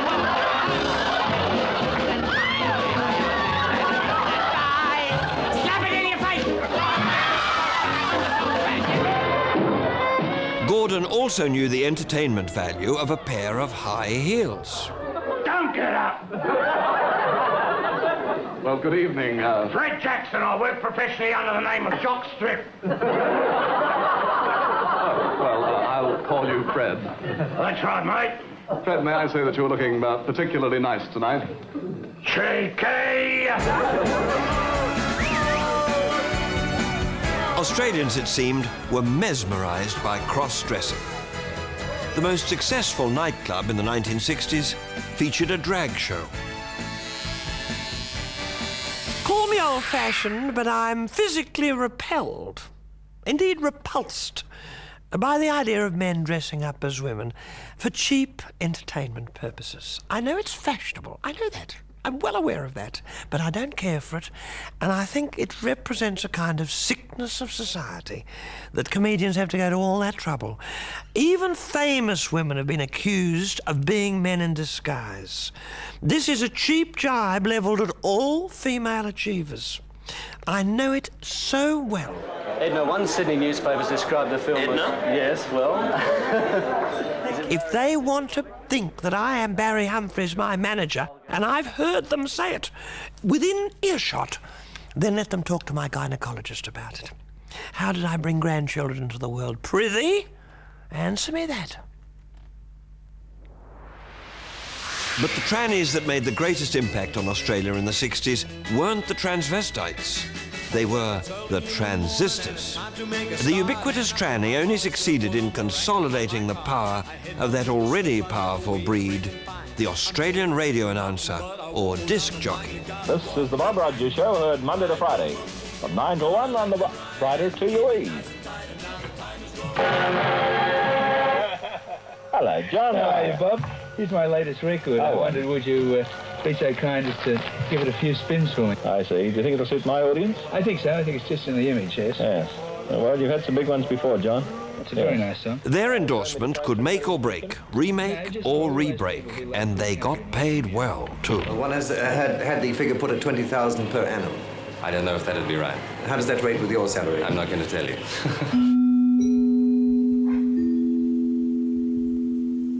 Time now to meet Andrea.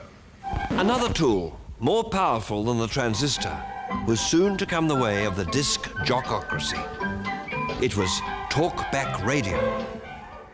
The old radio know-alls who'd held court for so long as the lone, unchallenged voices of authority were going to have to share the airwaves with a far more frightening voice, that of the people. Are you ready to talk to the first person, madam? I'm quite ready. I don't know what the heck I'm going to say. Good morning, Andrea. How are you? I'm very well, thank you. I hope you are the same.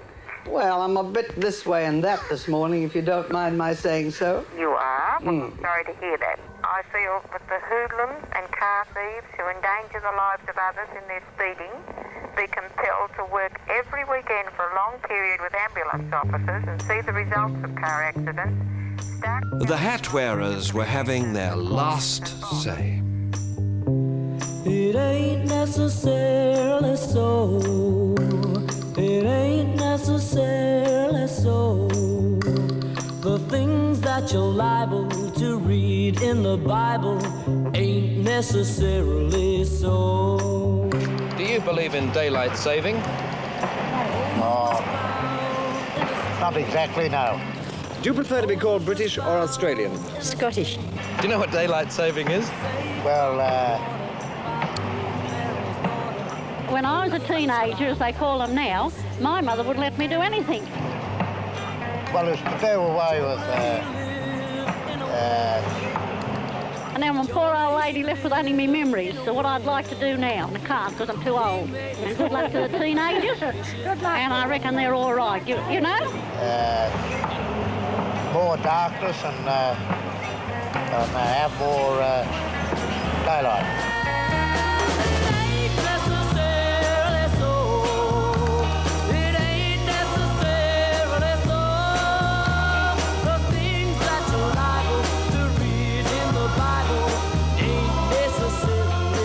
Be a very good idea, and I feel if we could only agitate and get this sort of thing brought to the notice of judges, they might do more than all but something. Ain't necessarily so.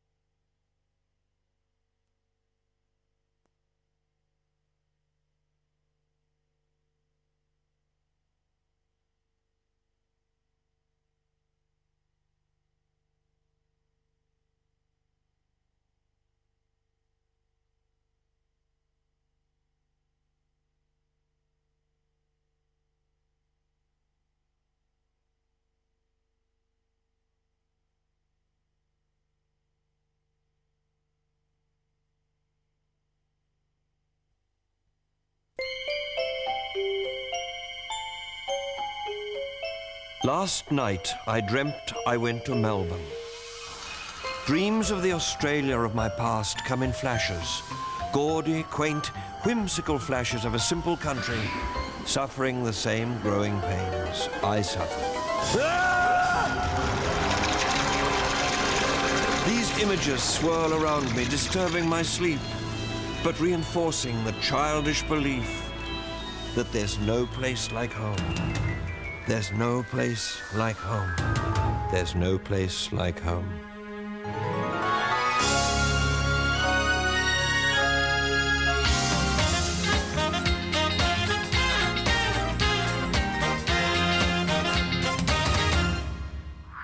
If Australia was a flower child in the 60s, it was a swaggering adolescent in the 70s. According to our own publicity, we were endlessly coming of age. And like any surly teenager, we rebelled against a parent. In our case, it was Mother England. Australia? I say, Cobber, show us how you convicts toddle about on your heads down under. Don't stick your head up a dead bear's bum. Ah, you little beauty, human beings at last!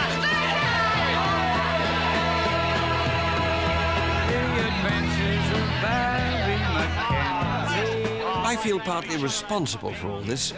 You see, in the late 60s, I had invented a crude but lovable caricature of the Australian innocent abroad, whom I named Barry, or Bazza Mackenzie. An hardy, crafty bloke like you be laughing back in Australia now.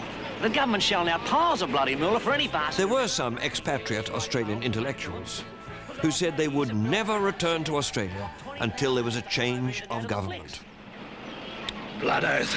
But since the Conservative Liberals had been in power for over 20 years, they felt they could say this without much risk of having to go home. But through the mists, Australians were glimpsing their own Camelot. Our new socialist, King Arthur, was a very tall lawyer from Cabramatta, eager to walk the world's stage. I'm proud to say that I, Les Patterson, was an integral part of the Whitlam and Camelot. If you think of Gough as King Arthur, and the round table with old Margaret there as Queen Guinevere, I was Merlin. I was the think tank. I was the ideas man. And I came to him and I said one day, and he locked the door, and he said, "What is it this time, Les?" I said, "I need money and I need telephone numbers, Gough, because this is for a special project. It's the Disabled Black Lesbian Puppet Workshop." He looked a bit strange when I said that. He said, "You need big bickies for that, Les?" I said, "Yes, the Black Disabled Lesbian Women's Puppet Workshop." And he said, "Now look, Les," he said, he started to write the cheque. He said, "Who's this really for?" I said, "Gough." I said, "It's for me." He said, "What are you going to do with it?" I said, "I'm going to piss it up against the wall." He said, "Les, you're an honest man. I'll double it." A significant victory for Australia took place in 1972. It was a cultural one, and at the Royal Albert Hall, no less. Mrs. Green's daughter, Belinda, donned the tiara of Miss World. It hasn't quite registered. I haven't realised yet that I am Miss World. And never one to miss a photo opportunity, Caesar himself was on the steps of the Senate to welcome home his generals with the spoils of their victories. Mr. Whitlam? Very pleased to meet you. To meet you. The Adventures of Edward Gough Whitlam. No, don't move. Let them walk to you, right? And then a friendly welcome.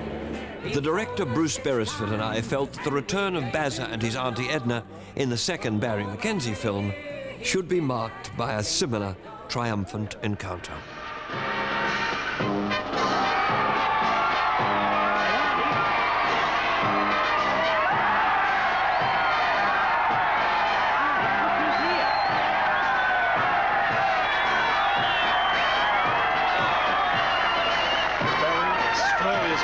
Thank you very much.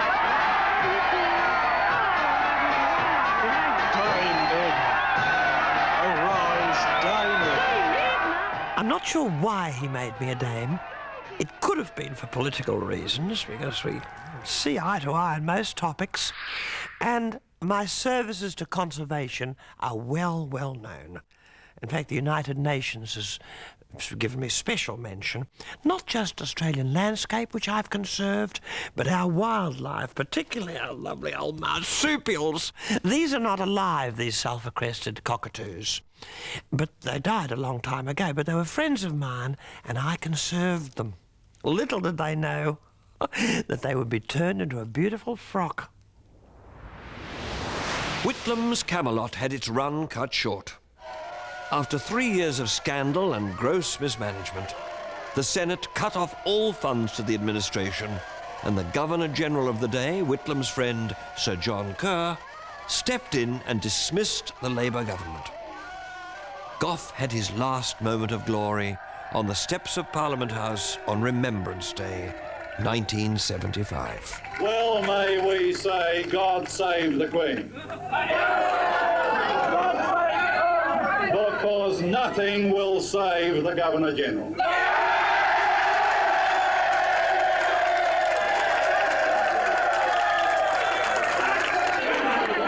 What I want to know, is this an affront to the Constitution of this country? Or was it just a stroke of good luck for Mr. Fraser? Thanks very much. Just want to know. A quickie election was called to find out if the people were as displeased with the government as was the Senate. We know the hopes confided to us by millions of our fellow Australians. Dinky-dyed tales of the true blue boy, fresh from the years that he spent. The Labour government was decisively turfed out. Gough became a self-appointed martyr, canonised by the media. And Sir John Kerr spent the rest of his days in exile and in odium. The Adventures of Edward Gough Whitlam. Edward, Edward, Edward.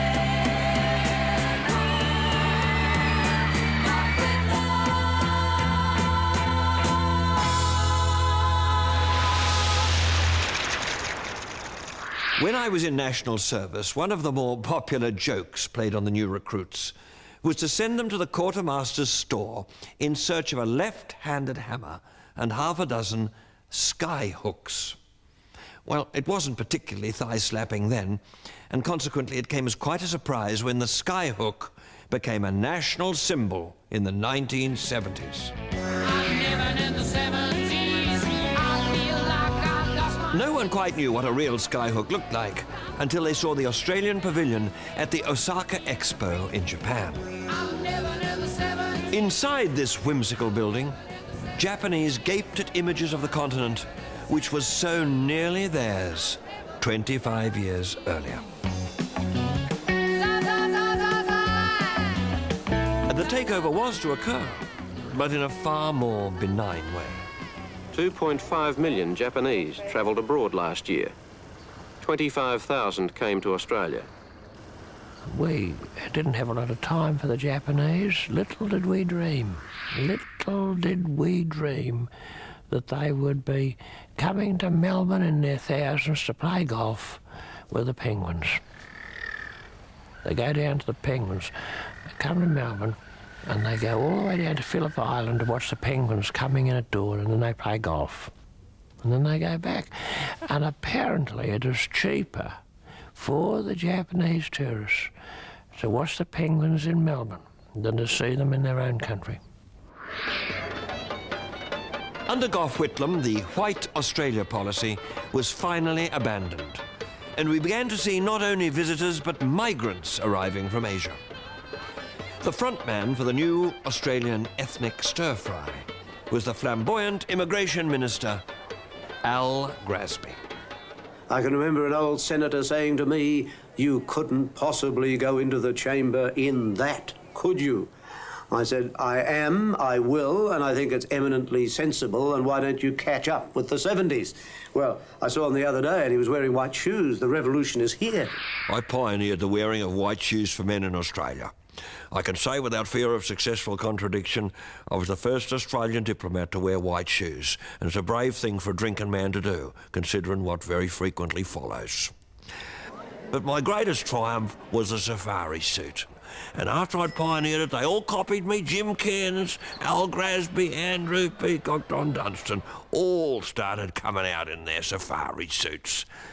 But I'm very proud to say that I dragged Australian men's fashions kicking and screaming into the 70s, where they remain to this day.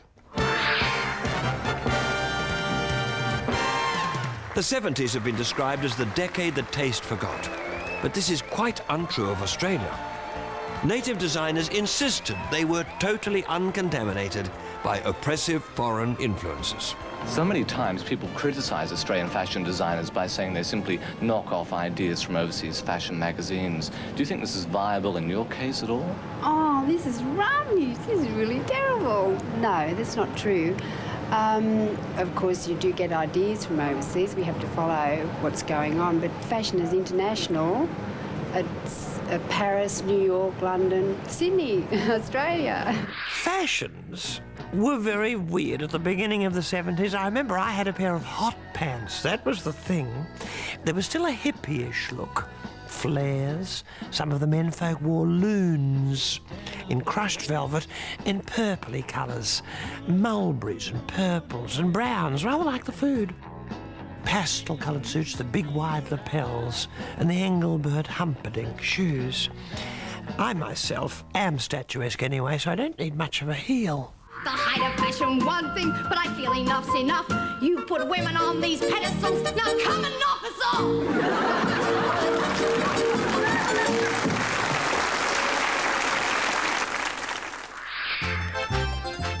We used to call it spaghetti. It came in tins, in convenient lengths, and already swimming in tomato sauce.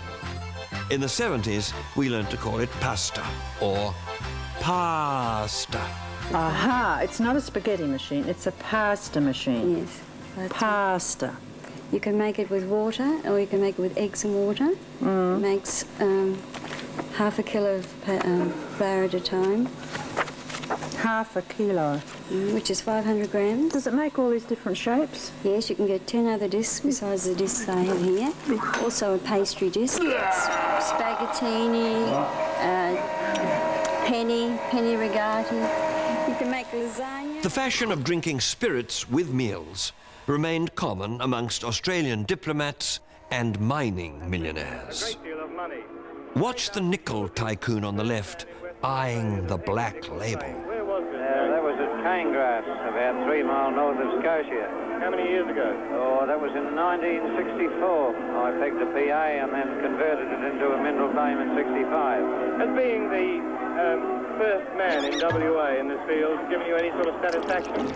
Elsewhere in the world, it is the custom to break a bottle of champagne when launching things. In thirsty Australia, this tradition was seen as a sinful waste.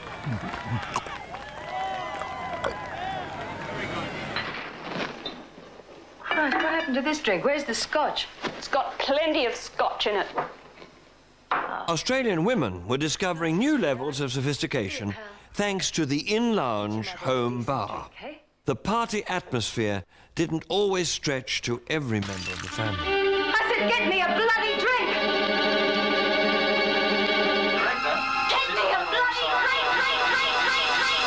Right through there, that little window. Get me a bloody drink!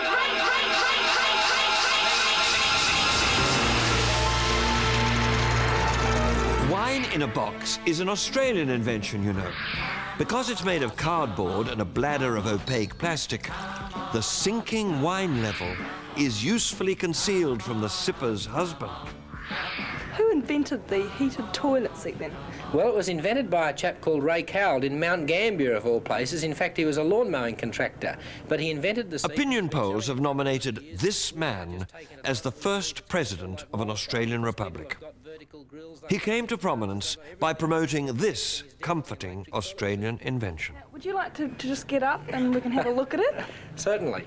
What it consists of, it's got a standard 3-pin plug, which just plugs into any power point, and the wire just runs into the seat here, and there's an element inside the actual heated toilet seat itself, and you only leave it on in winter, and it just gives, if you feel it now, it's just nicely warm, and you don't have to lower yourself onto a cold seat.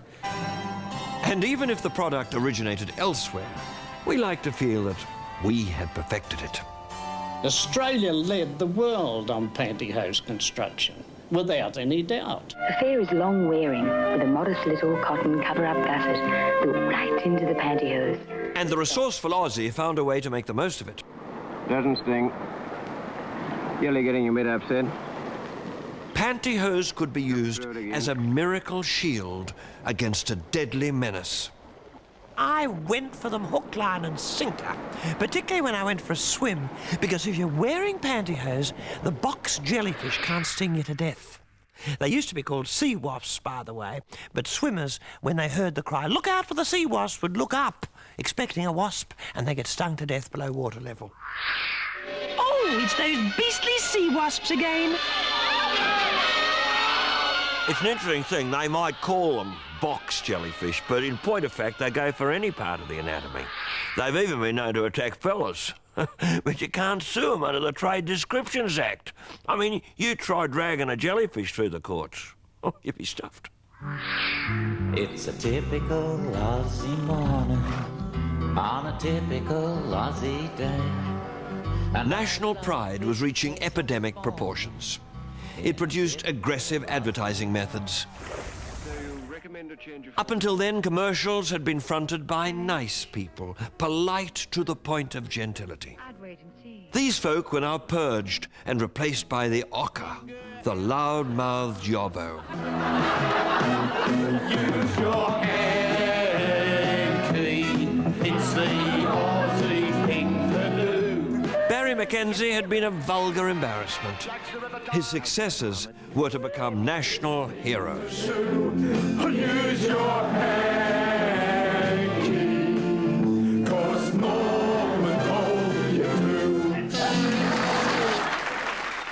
So give a big welcome to the Mike Welsh Show to Paul Hogan. Down from the harbour bridge clambered an amiable rigger. He was to become Australia's biggest international comedy film star.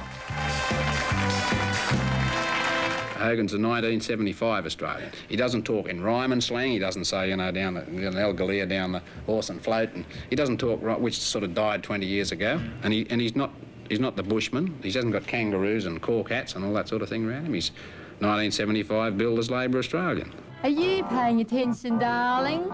In the unisex 70s, even women were encouraged to be Ockeresses. I know.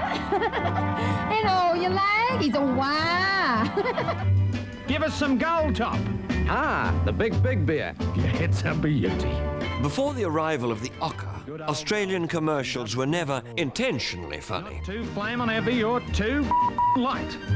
Some arbiters of taste even felt there was no such thing as Australian humour. It's a beauty. I don't know. I don't think anyone has yet crystallised what the Australian sense of humour is. Truly, I mean, is Barry Humphries the Australian sense of humour? I think it's a humour of disaster, if you like. There has been for years this reaction that the Australian accent is no good for commercial broadcast, which is, of course, absolute nonsense. Well, what do you attribute the success of Australians as far as singers? As far as singers are concerned, I think it must be something to do with the Australian accent. Because there can be no other reason. I've looked around for all kinds of other reasons, and I can't think of any other.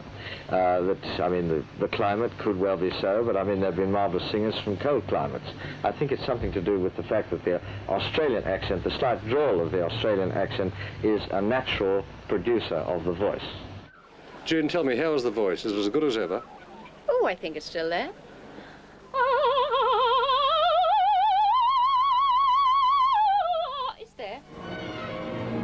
The voices that had thrilled Covent Garden audiences in the 50s were still there in the 70s, but now on a brand new stage, somewhere beneath the conch roof of Sydney's Opera House and multi-purpose conference, function and convention venue complex. In Sydney, the 8th wonder of the world. In the years to come, quite apart from the interest which it has stimulated now, in the years to come, people will be standing looking at the Opera House like they do at the Taj Mahal, the Leaning Tower of Pisa, the Dome of St. Peter's, or the Great Pyramids, and they will say, you know, we don't know why they did it, we don't know where they got the money to do it, but thank God it was done. Unfortunately, vast as the roof may be, the stage turned out to be roughly the size of a large bus shelter. If we made it the same as the model, it will go through the psych anyway. This proved a frustration for sensitive set designers. Right, and through the psych. We're moving this object within a fixed space. It comes now. No. Through the psych again. And over the rostrum. See? And it hits into the back of the flats at the back of the temple. Well, it's the Opera House because it hasn't got the thing that you can, go across the bloody...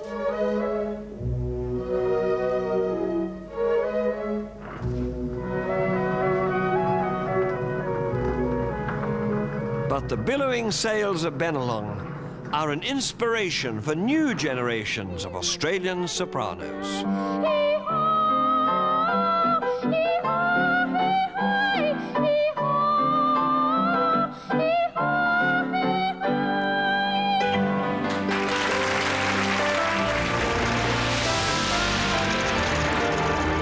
In the 1970s, the cityscapes of my childhood were being ecstatically obliterated by rabid property developers.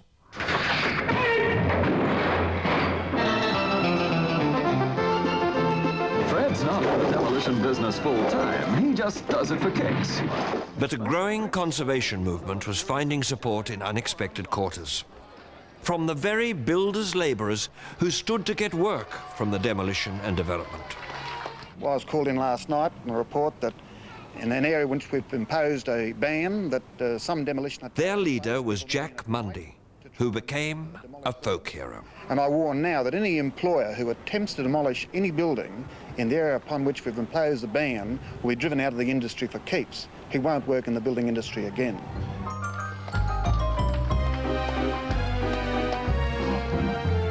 Like a touring company of Mary Poppins, Jack Mundy's squatters took to the chimney pots to keep the so-called green bands in place.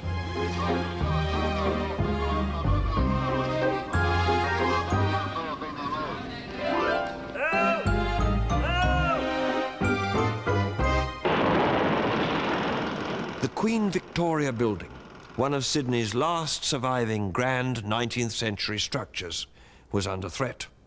And even I gingerly joined the rooftop brigade. Let us hope that it doesn't become one of those monstrous stables of the 20th century, a multi-storey car park, so that next to St Andrew's Cathedral, consecrated to Jesus Christ, next to the Town Hall, consecrated to the Lord Mayor of Sydney, should stand an edifice consecrated to General Motors. It's not only sweeping from here, it's going through all the suburbs as far as even Coogee and Randick and other suburbs. These foreign developments... Our old home was demolished to make way for a magnificent new shopping complex and car parking facility, which had been erected by an Asian consortium who had their eye on the area, and they'd done a feasibility survey to see if this was the place where the people would really like to have a 24-hour supermarket, so that they could pop in at 4 o'clock in the morning and buy a bottle of tomato sauce, desiccated coconut or fly spray. And so it was that our old living room area and kitchen is now in breakfast cereals, and our bedroom is in frozen foods. Hey, they're off in the 1974 Rocking Chair Championships. Eh? Shopping complexes were becoming centres of social activity. Even the most simple complex had every kind of retail outlet imaginable. The sex shop was an innovation of mine because, in my view, I thought that it was a very good idea that people who weren't married should have access to marital aids. Even people who had no intention of getting married ever in their lives. So we open up these shops with pink windows, and I like to test all the products myself. I don't believe in ever making anything available if I haven't tested it myself. And I remember the first sex shop I went into, I walked in the door, all beautiful, everything very tastefully laid out, smelling of Dettol, you know, hygienic. And I pointed to a marital aid on the top shelf, and I said to the bloke behind the counter, I said, "I'll have that, thanks." He said, "I'm sorry, mate, you can't." He said, "That's my thermos." If marital devices held no allure, then there was still a night at the pictures. In the 70s, for the first time since the war, you might even see a genuine Australian feature film. Audiences could see David Williamson's The Removalists on stage one night. Grab us a bloody beer from the kitchen. Still ringing. Then the next night, they could go and see what it looked like in colour. Grab us a beer. Sydney's State Theatre, venue for the 21st Sydney Film Festival. Prime Minister John Gorton had got the film industry going, and the Right Honourable Gough Whitlam took the credit. I'm very extremely proud to say that I kick-started the Australian film industry with a brilliant idea of mine, which I sold to Gough Whitlam, and he paid up too, paid on the nail. The idea of mine, the concept, was a group of Australian rules footballers, or good masculine blokes, having a picnic on a hill in the middle of the outback, and it was called Piss Up on Hanging Rock. Boy, was that a ripper concept. Well, the film industry, of course, got hold of that. And the Poofter Mafia, who runs it, or the Poofia, as we call them, they turned it into some arty-crafty thing about a whole bunch of Sheilas in see-through nighties drifting around, and in the end they disappear. Disappear. Eaten by abos or something, who knows. Miranda! Miranda! Miranda, don't go up there! Come back!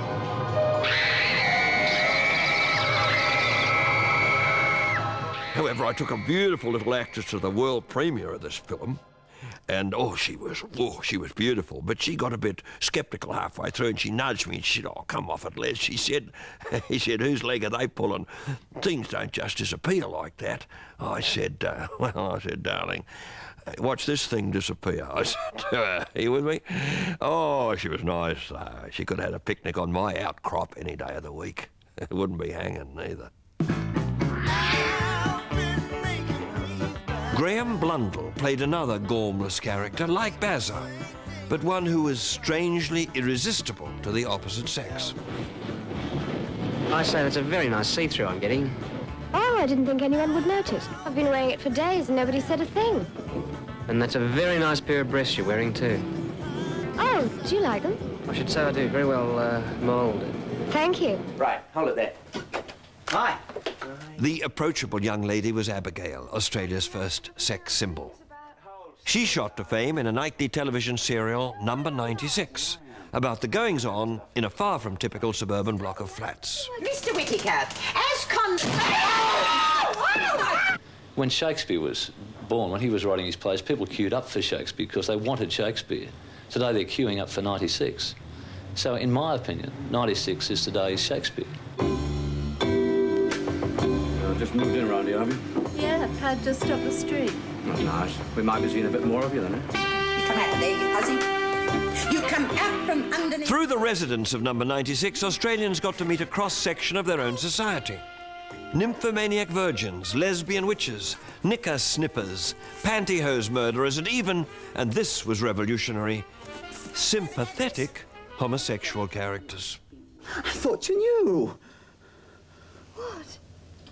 I'm a homosexual. Are you a waitler? No, but... Of course, I used to love Don and Dudley. They were my favourites in Number 96. Don and Dudley were a delightful couple. But what sickened me then and sickens me even more now is the epithet that they have attached to those two lads. They call them gays. I'm nearly sick when I say that word. For heaven's sake, we live, do we not, at the end of the 20th century? We're almost in the 21st century, we're almost in the millennium, and still we use that word. Gay. Can't we be honest for once?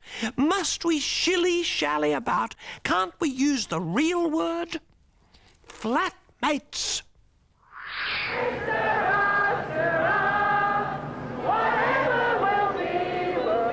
A chorus of flatmates gathered in Sydney's Martin Place to crucify Doris Day's immortal ditty. When I was just a child in school, I asked my teacher what lies ahead. Will I be gay or will I be straight? Here's what she said to me. I still feel the warmth. The stars of Number 96 had hardly any more success with their singing careers. Everybody talks about a new world in the morning. New world in the morning takes me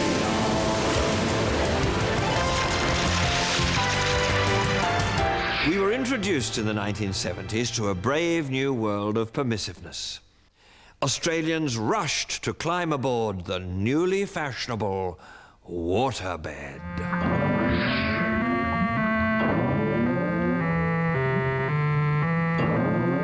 It's a clear vinyl bag, a mattress in effect, filled with water, which is contained by a frame on a platform, definitely a piece of furniture to which one should devote an entire room. All this rhythmic pulsation above and below the rubber membrane caused horror within the ranks of the clergy. Some thought that the end was in sight. Reverend Noel, you've warned that civilization could face disaster if morality continues to be degraded. How long have we got, in fact?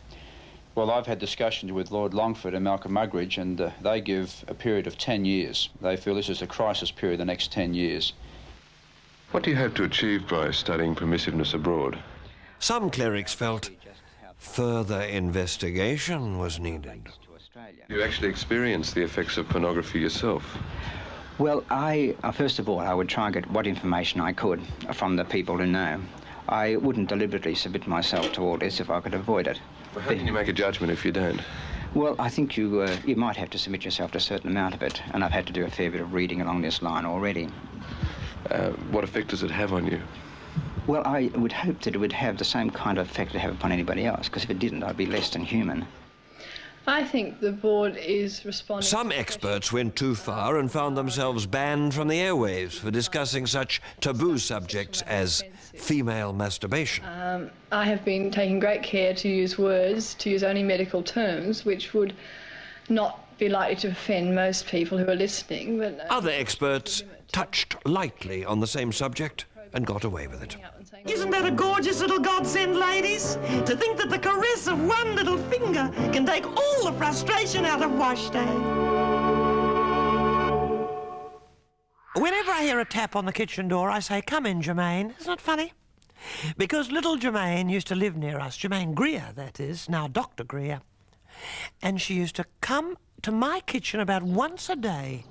And she'd just sit there on a chair looking at me as I went about my duties. I say, "Little Germaine, you're a clever girl. You've got your head screwed on the right way. You're bright." I said, "Don't learn these domestic skills. Like me, you're not going to need them. You're not a canary," I said, "bred for captivity." She looked at me with total incomprehension. And she said to me, "What a silly metaphor, Edna." You know, people go on about how they don't like to keep birds in cages, so they let canaries out, and the next thing is that canary is destroyed because it can't defend itself. It's got no skills for the outside world. It's conspicuous and so on. So what they then say is, "Oh, well, you know, canaries are bred for captivity." Well, women have been bred for captivity. I am woman, hear me roar. One of Australia's finest and internationally celebrated television dramas is almost a metaphor for aspiring womanhood in chains.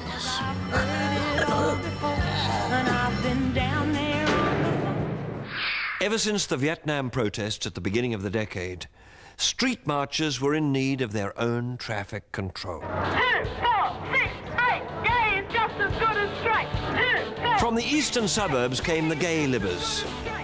From the west, the women's libbers.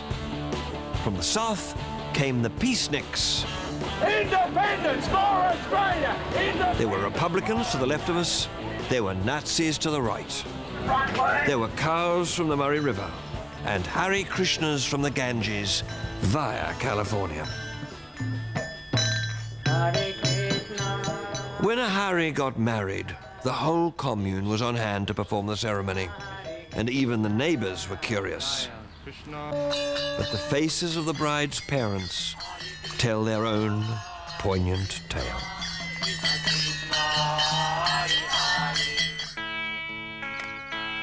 Alternative lifestyles and mystical religions were gaining popularity all over Australia.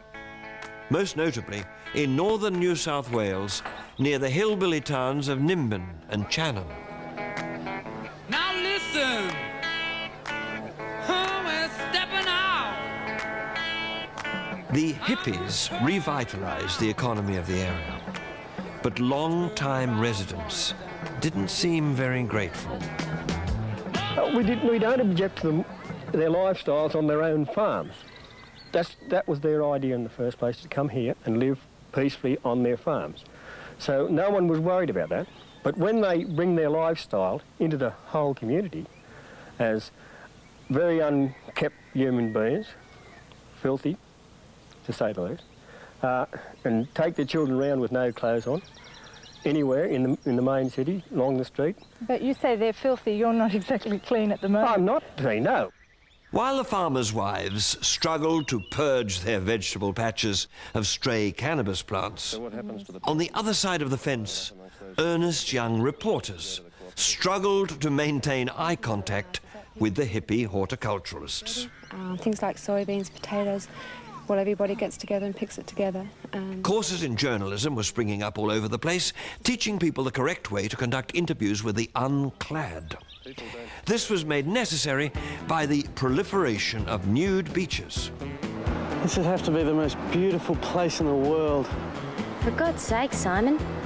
It's just a beach full of lumpy nude bodies and pervy men. I would think there would be some people who are going to the beaches knowing that there are going to be voyeurs looking at them, knowing that governmental authorities are going to be provoked into some sort of punitive action, who are doing this because they are really very unsure of the adequacy of their genitals. They must be very impressive if they can produce this sort of reaction. I was at the sharp end of nude beaches in Australia, and we always experiment with Adelaide. Good place to experiment, and we created this Maslin's beach down the coast for them to all, strip off and let it all hang out. You with me? A funny story, a cabbie I knew, a cab driver in Adelaide, he told me that one day, really a hot afternoon, he was cruising down Hindley Street and a naked Sheila jumps in the back seat, says, "Take me down to Maslin's Beach." Well, he doesn't think. He's enjoying the sight in the rear vision mirror, so he runs her down to the nude beach, and there's a fair bit on the clock. She says, "Oh, I'm terribly sorry." She said, "I left all my pockets behind." He said, "That won't do." He says, "How are you going to pay me?" Do you know what she done? She flashed the map of Tasmania. Well, he looks over the back seat, takes a good look at it, and he says, "Haven't you got anything smaller?"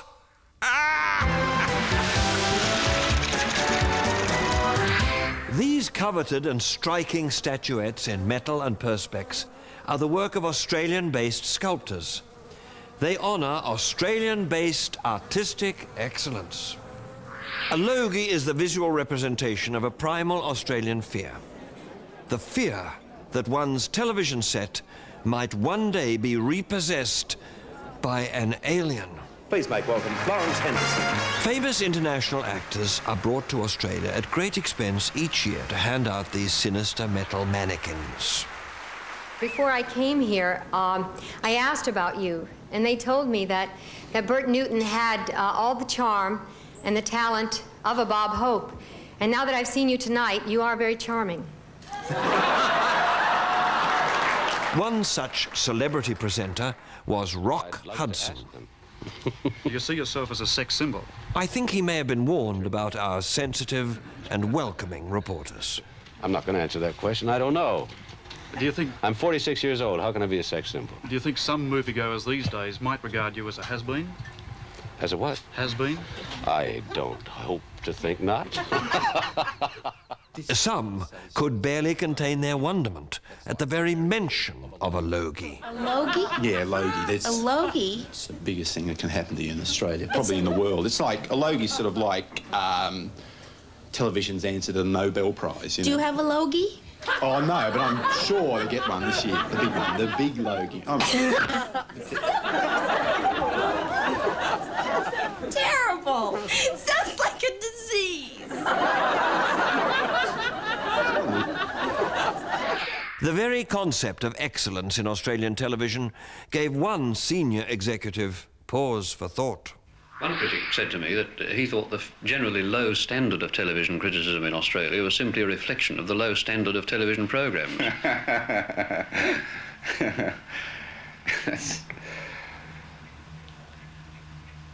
That's fair enough, I suppose.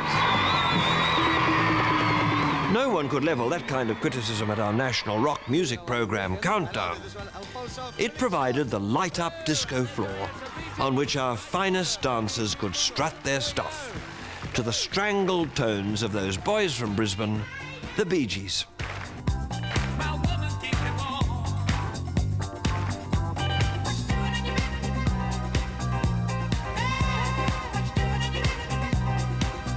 They put us well and truly on the disco map. And along the way, another great Australian invention was born. $35 to $40 is what disco fanatics will be paying to be seen in one of these T-shirts at their favourite night spots soon.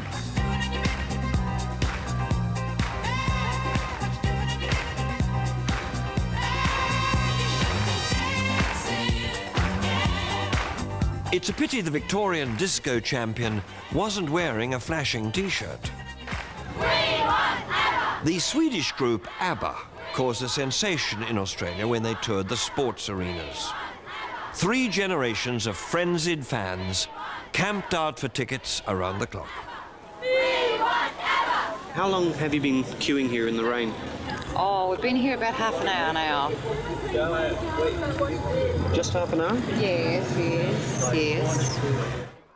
So, in the realms of the arts, statesmanship, movies, commerce, and pop, we found ourselves well and truly on the map in the 70s, at least as far as the British were concerned.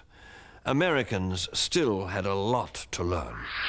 Would you like to tell me everything you know about Australia? That's just about it, dear. That's about it. Do you know where it is? Blank. It's really cold up there. I really don't know too much. Anything at all? They have polar bears and all that stuff. Polar bears? And koala bears. Yeah. They got kangaroos and koala bears. Cute little commercials. Olivia Newton-John. Wait a minute. What's this about cute little commercials? Oh, they have that little koala bear. Koala bears flying? Oh, yes, do they? Yeah, Qantas. That's it, Qantas. Qantas. What a name for an airline. In the 70s, America celebrated her bicentennial. The Australian authorities realized that in the following decade, it would be our turn. For that, we would have to update our patriotism, and that meant replacing God Save the Queen with a new national anthem. I mean, national anthem. Heavens, I didn't stand for the old one. I'm probably not likely to stand for the new one. Has there been a suggestion that there will be one? Whitlam has said that... Nothing like dealing with the trivia first, getting it all out of the way. Right. Advance Australia Fair was finally chosen. It's a song no Australian knows the words of, unless you happen to be a ruthlessly drilled and angelic member of a police boys' club choir.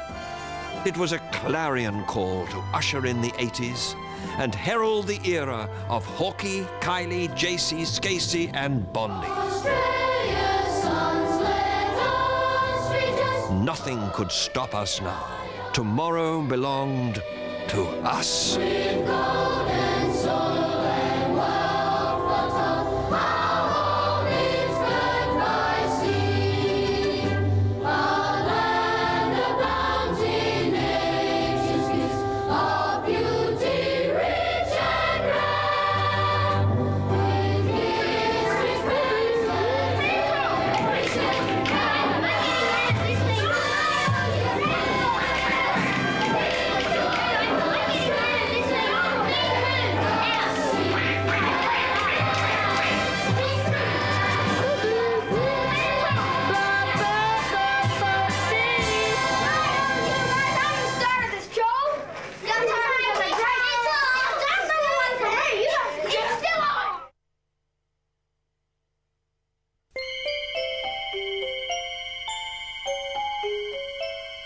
Last night, I dreamt I went to Melbourne. Dreams of the Australia of the past come in flashes. Gaudy, quaint, whimsical flashes of a simple country suffering the same growing pains I suffered.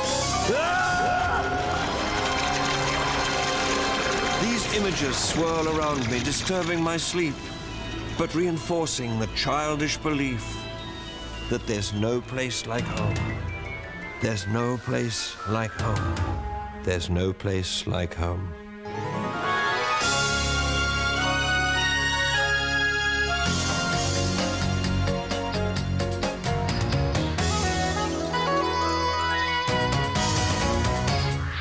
Welcome to the world of Australia in the 1980s. It's the party of a lifetime. Rocks on the finger and granite in the kitchen. Shirts by Membry, appliances by Mealy, Moe by the Magnum, and mega mortgages approved by Mooney's. It was the party of a lifetime. Now it's gonna be special. This night for you and me. Just wait and see.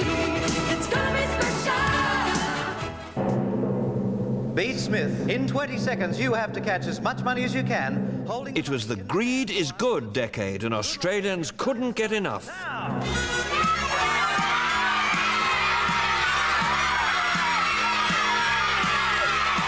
And once you got it, you could spend it on anything. You could even buy her a football team. Dr. Geoffrey Edelston made so much money out of Medibank, the supposedly egalitarian national health system, that he did just that and promoted the singing career of his Sydney Swans star player, Warwick Capper. And I'm closer every day to take what I got coming. I'm gonna fly. I only take what's mine. It was an extravagant time. I even had a graduate to scatter my scatter cushions. I had a private plane, all that travel, all those clothes, all those holidays, all those staff. I even spent money on Madge Allsop. Did it bring me happiness? Well, the answer very simply is yes, yes, yes. Well, it seems, my treasure, that if we are to keep the Grousemore at Glengarry, the chalet at St. Moritz, and take the yacht to Monte Carlo again this year, we are going to have to make a few little economies. How ghastly. Now, I'm willing to give up a few polo ponies if you'd cut down on your trips to London. Oh, but, darling, you know I wouldn't trust anyone but Vidal to touch my hair.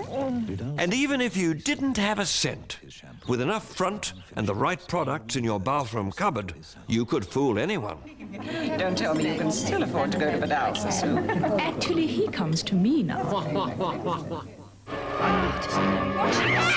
Before Vidal came into her life, that poor lass had a nasty brush with one of our most zealously protected reptiles.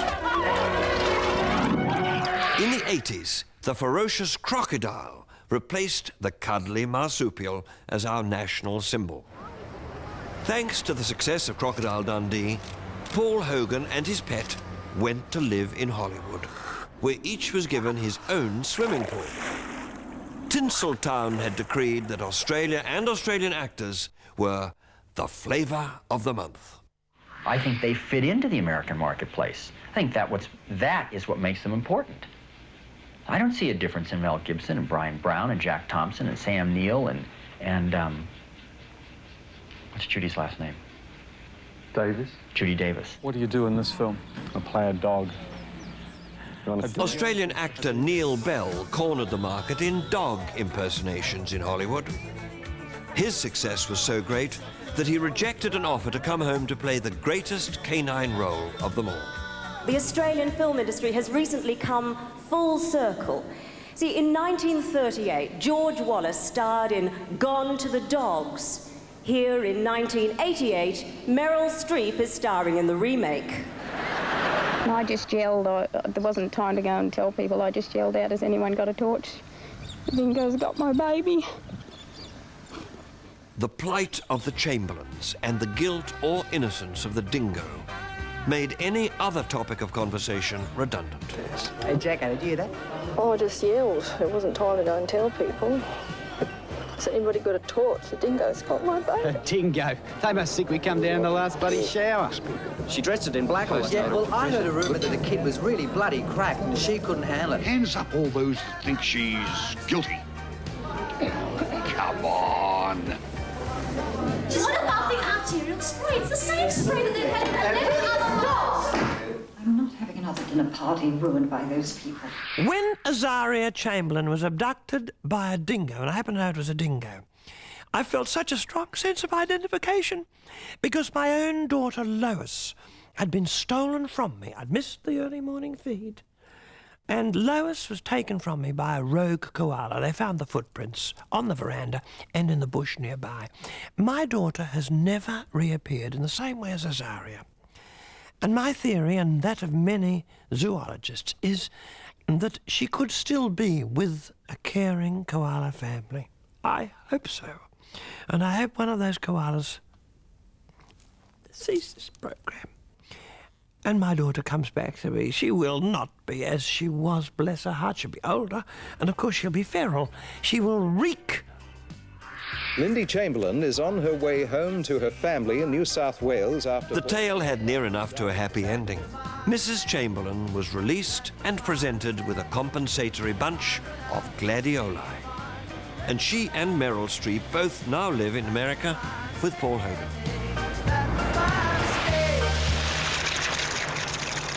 In the 1980s, Australians discovered the Cinderella city of Perth. Too distant to visit, it had languished unknown and undervalued for decades. It was so far away, it might as well have been in South Africa. But suddenly word got out. There was a beautiful, sunny city in the west, and there was lots of money there. We in Sydney and Melbourne never thought about Perth until the 80s, when suddenly Perth was the place where there were such things as Tycoons, and there were people we'd never heard of. They had very ordinary names, and they used to pull down a whole street of suburban houses, and they called it a super block for some reason, and they'd built a great big, rather tasteless home there. Of course, most of them, poor loves, ended up in prison, getting what they used to call in Perth the vertical suntan. But in those days, their parties were legendary whenever they bought a post-impressionist painting. The investment, Van Gogh's famous irises, bought at Sotheby's in New York for a world record $54 million American dollars. Alan Bond, originally an English signwriter, certainly knew about the application of paint. It's the depth of the colours themselves. I mean, the composition itself is very special. But if you look at how alive it is, each flower actually stands out. Others found depth in the shallowest of subjects. I altered it from the strong sex symbol type common image of Presley to a more ethereal portrait with a Hamlet stool to denote the acting ability, the sceptre of Solomon to denote his kingship, king of entertainers, and the casual glasses in the left hand to denote the relaxed life that was always out of reach from him. We all know that there is great interest amongst people in Australia in relation to art. Australians were ecstatic about the visual arts. Gallery openings were generating the hysteria usually reserved for rock concerts. It's very interesting. I can't imagine it in my home, but... Well, you suggested it in my living room with my antique furniture, and I wouldn't have it within 500 miles of my home. But if you didn't like art, there was always sport. And 12-metre yacht racing, always the domain of millionaires, became Alan Bond's major obsession. Newport, Rhode Island, became the scene for what Patrick White described as the overheated fizz of artificially inseminated patriotism. I tell you what, any boss who sacks anyone for not turning up the day is a bum. I happened to be there on Bondi's boat when Australia 2 come round the corner and won that fabulous trophy for Australia. And there was little Bondi, pleased as punch, just a little pommy bastard who'd made good.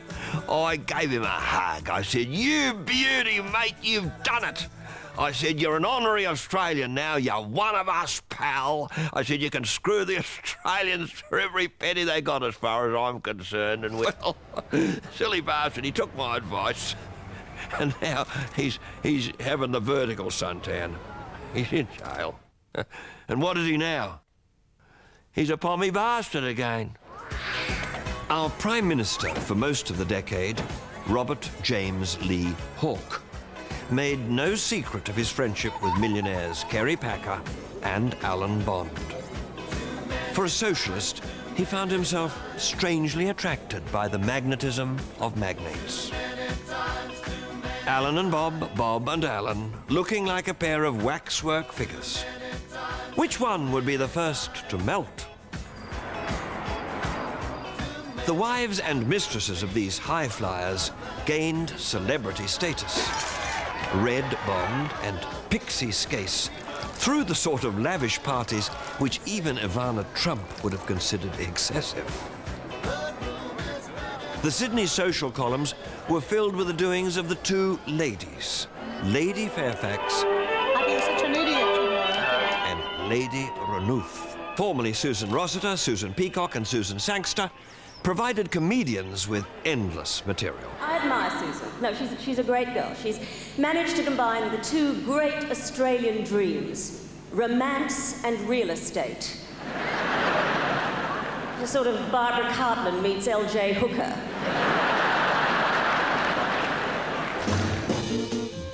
She's very decorative and she makes friends easily, particularly when we go overseas. Although not strictly a lady, Rose Hancock was Perth's own Imelda Marcos figure. And so on and so forth. I just found him to be a real man. He's not made of clay, and I find him to be very sexy, that's all.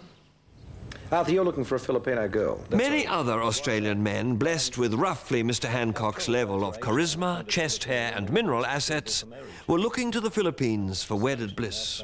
I thought all women were suitable for marriage. Well, I suppose some are more than others, and Filipino women really have got what it takes. They're very domesticated, very trustworthy. Not that Australian women aren't. Trustworthy or transsexual, they were all coming from Manila. Our way of expressing our feelings, their way of telling Fred Nile and their likes, you know, bunkers to you.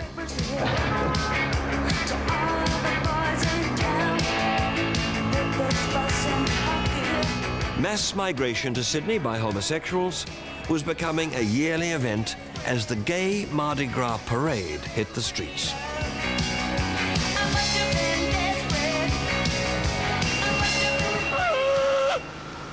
There were horns being blown all over Sydney as pious party poopers prayed for rain.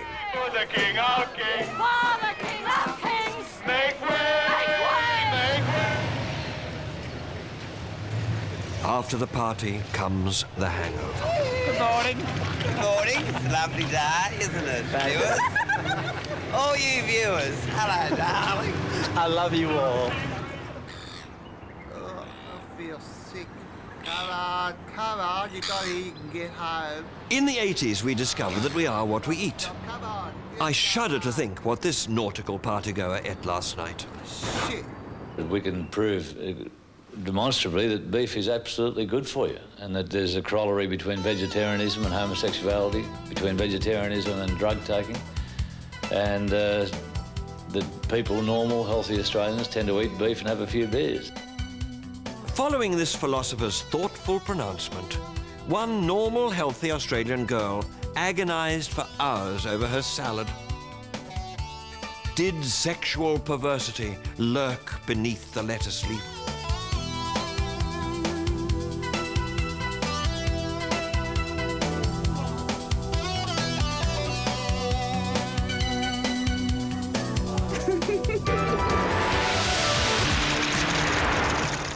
As the hangover follows the party and indigestion follows the business lunch, the orgy of the early 80s was bound to have its own nasty end.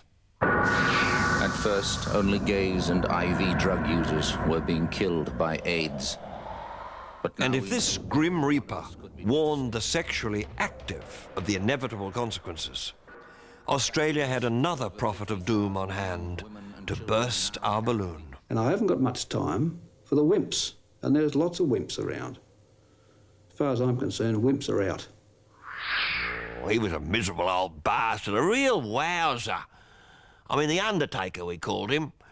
Killjoy Keating, Kibosh Keating was a nickname we gave him because he put the kibosh on all the fun we'd had in the golden days of goth. Oh, those beautiful long lunches at the taxpayer's expense. Those trips up to Surfers Paradise with hornbag research assistants and ceiling inspectors. But in the good old days, you know, I put my secretary down in expenses. She came under office furniture. So did I. Down a bit further, darling. Down there, down. A bit to the right, a bit to the left. Bullseye. No worries. Our treasurer, Paul Keating, was a man of many contradictions. He was a working-class boy with a taste for antiques and a socialist who believed in a deregulated economy. He was both an aesthete and a street fighter who introduced terms like scumbag, slime bucket and pissant into parliamentary discourse. His partnership with the sporty, blokey and hail-fellow well-met Bob Hawke was also a contradiction. They both had the numbers, but counting didn't seem to be their strong suit. Well, 69, 72, 74, 75, 77, 80, 83, 84. Yeah. But then, in Australia, spelling was never considered a highly prized skill either. So I asked the pros, and they put me onto skill, S-K-I-L. Businessmen whose skills lay in creative accounting were putting on a brave face. Well, we're looking to have a very good year. So we'll have to surprise the critics when we come out with something really good. But by 1987, you couldn't escape that sinking feeling. 2 Quintex directors resigned last night, objecting to Scase's plan to pay almost $33 million to executives, including himself, in management fees. Today, more and more people feel trapped by the tensions and stress of their everyday lives. The moguls who weren't jumping out of buildings or skipping the country were, at the least, suffering severe stress. More executives tried. Weekend seminars sprang up to deal with the problem. Mop-Up has about 150 members. As soon as the businessmen became stress-free, they would book into seminars to give up smoking. That was being made easier. In the 80s, a ban on tobacco advertising was in the wind. A change in the law came only after a vigorous campaign, led by a group called Bugger Up. Billboard using graffitists against unhealthy promotions. Anyhow, the law was passed, and the television commercial breaks became filled with advertisements for matches instead. Strike up, friendship. Sunshine and sea air brings out the athlete in all of us. All right. Don't think you get very far on that surfboard. Paul Hogan gave up advertising unhealthy cigarettes and started selling wholesome Foster's beer, a beverage unknown outside Melbourne before the Barry Mackenzie movies promoted it, free of charge. Bazza kept mentioning an unknown beverage, ethnic beverage called Foster's that no one had ever seen, and the only people who had drunk it in England had been sick. He kept plugging it. There was only one shop you could get it. Now you can get it in every shop. The whole of England is being sick. A suburban street in Melbourne became the centre of the world in the 1980s. It was Ramsay Street, and 2 of its residents won the hearts of the world. She'd be pretty mad if she knew you were around here with me. I don't know. I think you better start being a bit more friendlier towards me. When I become a rich and famous journalist, you might just find... Thanks to Neighbours, British tourists flocked to Australia, and international scholars flocked to Britain for a seminar on Kylie and Jason's mysterious allure. I think they're looking for a world elsewhere, a nostalgic world that never really was, but people want to believe exists somewhere because it fulfills some deep-seated needs for security.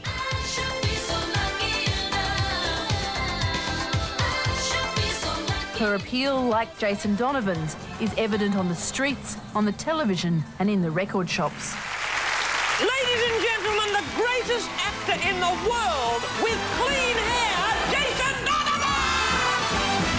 Kylie and Jason's preeminence in Britain wasn't puzzling to those who had followed their careers from the beginning. But I knew you when you were a little bubba. Yes. I did. You see, I could read the future from a kiddie's nappy. I could. And luckily, by just releasing a safety pin, your future was unfurled before me. No, I didn't study it carefully, but I went through the motions, and I was looking. And you know what I saw, Jason? What did you see? I saw your chart success. I did. Just there. I saw a lot of number ones, and I saw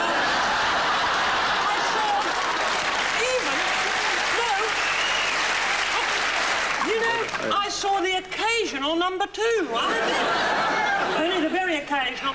The long locks appeared to be cropped, the hair even blonde. When Kylie donned a wig for the premiere of her first film, thousands of Kylie wannabes tried doing the same. Who knows?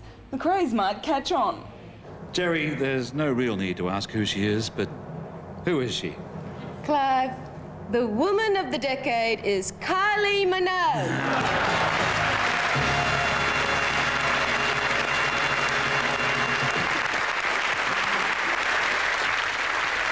Thank you, Jerry. Thank you, Clive. This is wonderful. Great honour for me and for Australians. Jerry, before you saw Neighbours, did you realise there was such talent in Australia? Clive, before I saw Neighbours, I didn't realise there was an Australia. Kylie was given the 80s ultimate accolade. But poor Jason made the heterosexual celebrity's tragic mistake. He denied he was homosexual. In the 80s, this was unforgivable.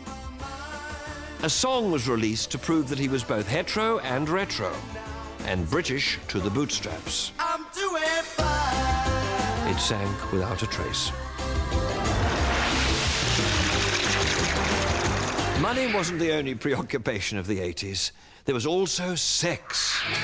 One of the most popular television shows of the period saw young people who invariably said they liked windsurfing and raging being coupled to those of like mind. She likes raging and I like raging too. The figure's average with as a relation to most girls, but it's aging. It's starting to show its signs. Ooh, well, what was Martin like romantically? It was too short. Yeah, there was lots of romance with Mark and himself. Even tried it. Sex in the office between consenting keyboard operatives was worthy of celebration. A new hair colouring might even attract the boss. Drinks tonight, Alice? I'll think about it, Roger. Yeah. How about dinner tonight? No, sorry, I'm already doing something. Sadly, if her employer responded to these stimuli, he could find himself the subject of counselling on the finer points of sexual harassment. Maybe next time, huh? At any rate, Mr. Down, if any relationship is purely professional, and if the woman doesn't like that kind of attention, then it's harassment. It could even be assault.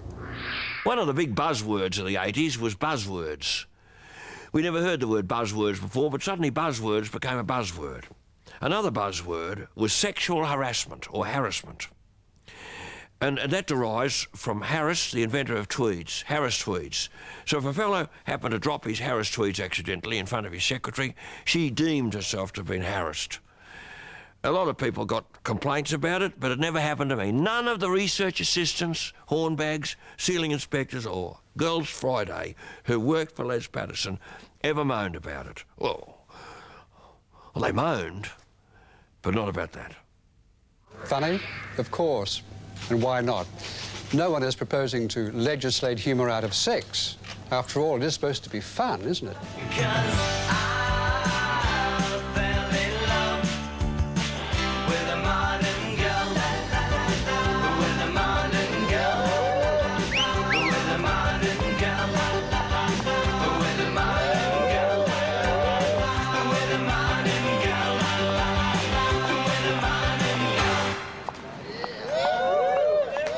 But advertising agencies asked why it was wrong for the goose to take a good gander. A lot better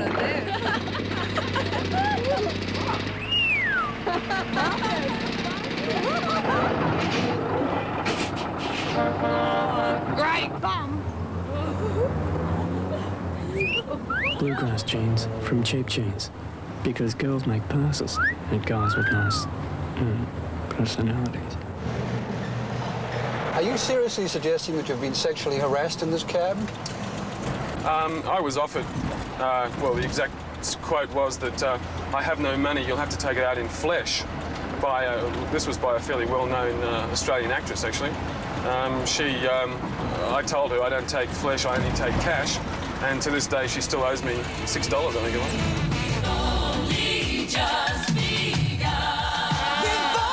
Women all over the world were breaking the glass ceiling in the 80s, and a female prime minister could prove a match for a macho Australian journalist. Why do people stop us in the street almost and tell us that Margaret Thatcher isn't just inflexible, she's not just single-minded, on occasion she's plain pig-headed and won't be told by anyone? Would you tell me who has stopped you in the street and said that? Ordinary Britons. Where? In conversation. But I thought you'd just come from Belize. Oh, this is not the first time we've been here. Will you tell me who and where and when? Ordinary Britons in restaurants, How many? How many? I would say at least 1 in 2. I'm sorry, it's an expression I've never heard. Tell me who has said it to you, when, These are people that we meet in passing. But and we of course you obviously cannot raise say the who question or of the state of their country with them. And they tell us, yes, we have a tough Prime Minister, but she's a little bit... Even Mrs. Thatcher had an Australian role model. Women copy me slavishly, they do. Look at Mrs. Thatcher, she's looking more like me every day. Of course, I groom her. I've got a little job to do. She rings me up at 4 hours of the night asking me what to wear the next morning. If a man could pluck up enough courage to propose to one of these new superwomen, a fairy tale wedding could ensue.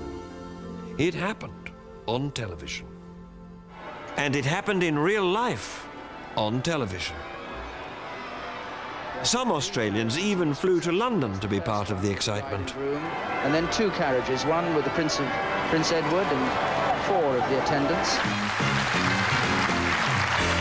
But cracks began to appear in the royal fairy tale, even if at first they were firmly denied. There have been rumours recently about divorce and unhappiness.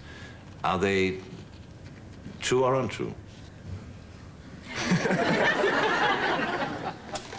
What are we doing here? Divorce became almost fashionable in the 1980s, which shows what a decadent period it was. There were a lot of high-profile divorces. I suppose the divorce of my daughter Valmay from her husband Mervyn Gittis was pretty big news, as was the divorce of my very good friend the Queen's daughter, Princess Anne, from Captain Mark Phillips. And the Queen and I went through one of the worst traumas a woman can have. Psychologists have said that having children divorce for a woman is like, well, it's a trauma somewhere between a hysterectomy and moving house, or in the Queen's case, moving palaces. I feel, though, for Mervyn, my son-in-law, who I never much liked, and the children, because they never saw Valmay again, except occasionally, very, very occasionally, on Crime Stoppers, holding up a bank. Or sometimes a sperm bank.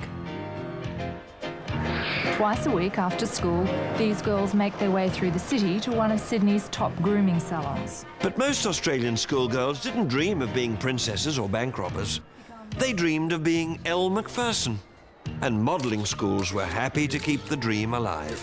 Use the legs apart. If the girls were to practice hard and apply more than enough makeup, a professional modelling job was in the bag. Yonder she's walking, she comes my way. But sharing a catwalk with Elle, with a princess out there in the audience, wasn't the typical modelling job. Mostly it was down to the beach with a tube of super glue. This bikini, the magic bikini. It sticks to the skin, is waterproof, and comes in a variety of colours and designs.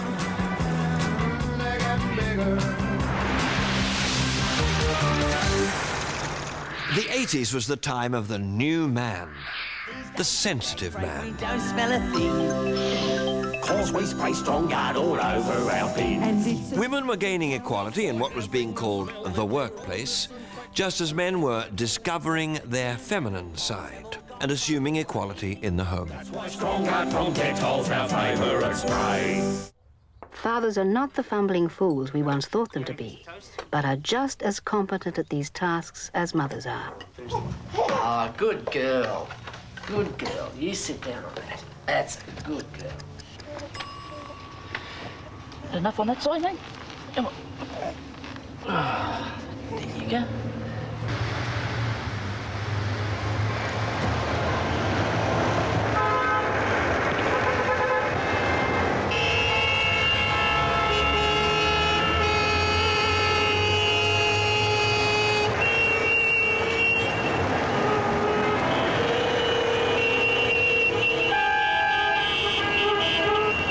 If Australian men were releasing the floodgates of their emotions, they had the perfect role model in Prime Minister Hawke. I can't stand people being hurt, and hurt particularly unfairly. If I see a child being hurt. I mean, my emotions come up. That's the thing that hurts me. Hurt. I used to like Bob Hawke, though he was a man my mother would have described as C-O-M-M-O-N. Indeed, he was a man I would describe as C-O-M-M-O-N, and I haven't ever met a person who could describe him as anything other than very, very V-E-R-Y-C-O-M-M-O-N.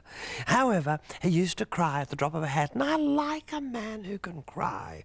Though he later told me, somewhat tearfully, that the reason he was crying so often was that he knew, and nobody else knew, how much money Australia owed the World Bank. Many Australians admired Hawke when he swore off alcohol for his time in office. Well, old Bob Hawke was and is a sipper. Good luck to him, and the Lord be good to him, God love him. But I said to him, and I said it frank, I said, Bob, if you want my input, I said, you'll knock off the grog, you go on the wagon. Well, he has more or less on and off, whereas I don't drink at all. I never drink, don't touch it, unless I'm thirsty. They admired him because he could have a good time without chemical support.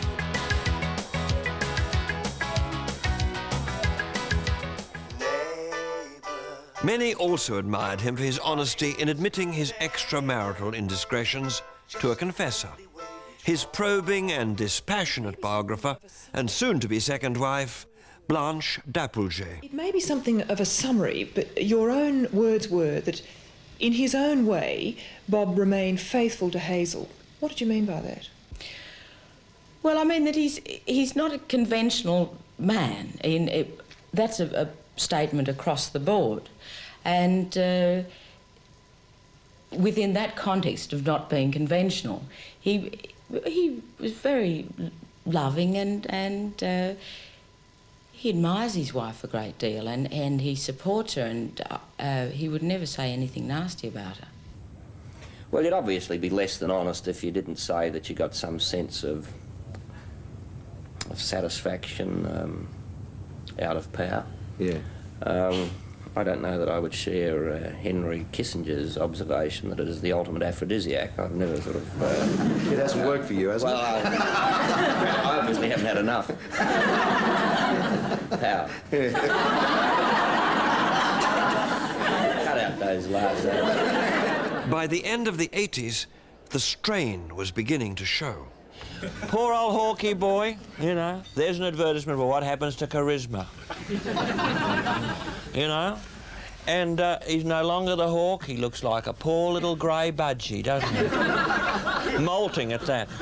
And it's not his fault, poor little bugger, is it? Really? It's just that when you get into that upper echelon of the political spectrum in Australia, you start learning what deep shit we're all in.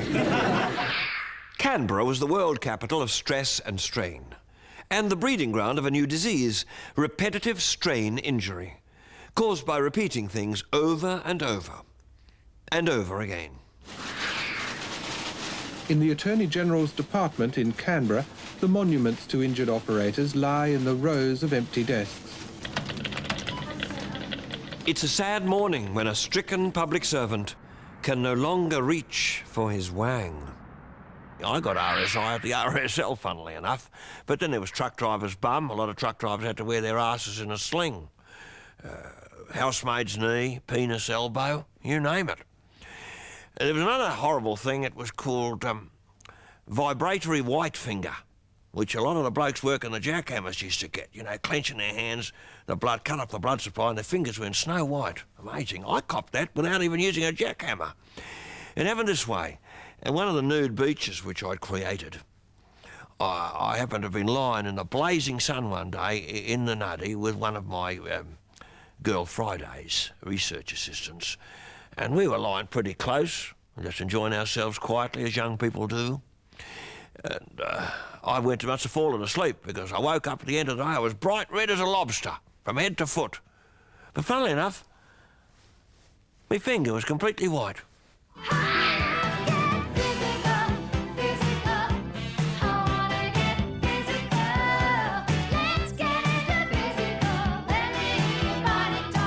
Health and exercise became fashionable as Australians went for the burn. The ideal body shape could be achieved by a combination of exercise, diet and hypnosis. And when you're ready, but not before, just let your eyes start to close. You'll find yourself progressively disliking more and more cream and ice cream and chocolates and cake and pie.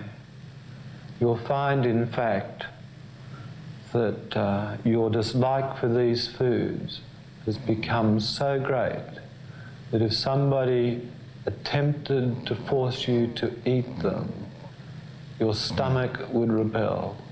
You'd feel quite nauseous. What are you running for? I was just jogging. No, you don't go jogging. You're not even wearing joggers. Even police suspects took up the healthy lifestyle. I've been running a bit, have you, mate? A bit wet. You run away from someone? No, mate.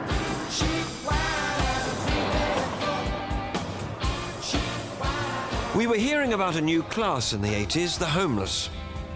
For years, Australians had seen these people in the streets and muttered, "Don't they have homes to go to?" Well, the answer was, apparently not. Hawke vowed to change things. By 1990, no Australian child will be living in poverty.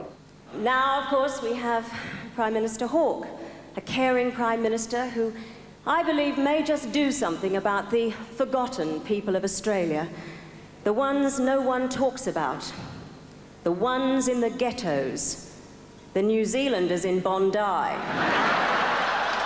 A boom in admissions to Minda Remand Home, but curiously... But Minda Youth Detention Centre in Sydney's west was expanding. And by the year 1990, kids were going straight from kinder to Minda. Have you noticed something happening? Something... But when the whole country is in debt to the tune of hundreds of billions, with no recovery in sight, what does a caring socialist government do? It throws a party. Celebration of the nation! Give us a hand! Celebration of the nation! Let's make it grand! I remember one day going into Bob Hawke's office, and it's as vivid now as it was then. And I said, "Bob, don't go any further." I said, "This word bicentennial, it's bad, it's got bad connotations." He said, "What do you mean, Les?" I said, "Well, bi, just think about it." He said, "Oh, I don't quite get it." I said, "Listen, you'll be getting the wrong types flocking to Australia. You'll be getting the mattress munchers, the pillow biters, the Vegemite drillers will all be flocking to Australia." I said, "We've got enough of them as it is. Can't you just call it the heterocentennial?" He said, "Oh, now you tell me, Les." He said, "We've had the T-shirts printed, the oven mitts, the mugs." He said, "It's all rolling." I said, "Oh, all right, then, forget it, Bob." But I said, "Hang on, I've got another idea." I said, "You could get condoms printed." He said, "How do you mean?" I said, "It could be done tastefully. You get condoms issued that you can sell on the occasion, and it says 3 cheers for the Australian heterocentennial celebrations. And may they last forever and everyone have a very good time." Something to that effect. He said, "Oh, come off it, Les." He said, "You never get all them words up the side of a Frenchie." I said, "You speak for yourself." I said, "No worries, fellas. There we go. Now, there we go. No worries. There. No, it's false. I'm only kidding." Come on, give us a hand!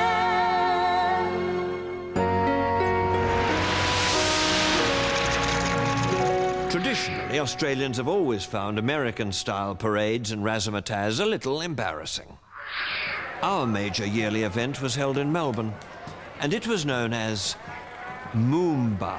We've got this festival of Moomba, which is an Aboriginal word meaning let's all get together and have fun. The Abos gave us this word because they had no further use for it.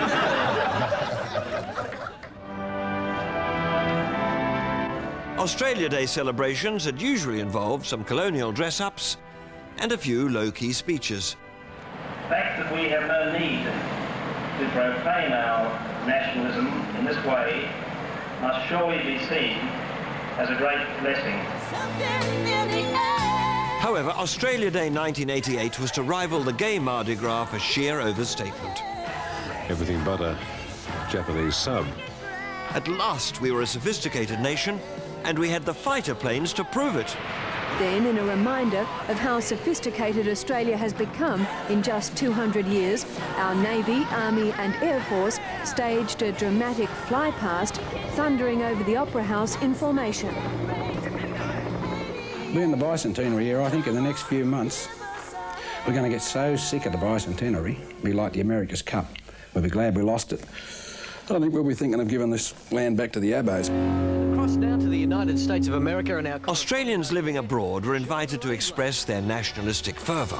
Well, I should imagine, John, that the heartstrings are being tugged a little this morning. If not, they should be. An expatriate like yourself perhaps is mentally home with us, if not physically. Do you feel that way? Well, not quite, Uncle Roy.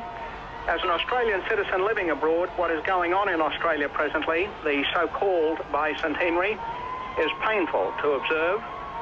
One of the most Some, like commentator John Raidler, dared to be traitorous. The overwhelming majority of people in the world today celebrate festively their overthrowing of tyranny in one form or another. But what are we doing today? We're celebrating the coming of imperialism to Australia, the imposition of colony status upon us. Australians, all let us rejoice. But patriots at home celebrated. They raced Victor motor mowers. They held beer drinking contests in senior and junior divisions. They held beer belly contests. They held dry T-shirt contests. They destroyed useless relics. And to top it all off, they lit up the night skies with tons of gunpowder. And again, after the party, the hangover. The 1990s were just around the corner.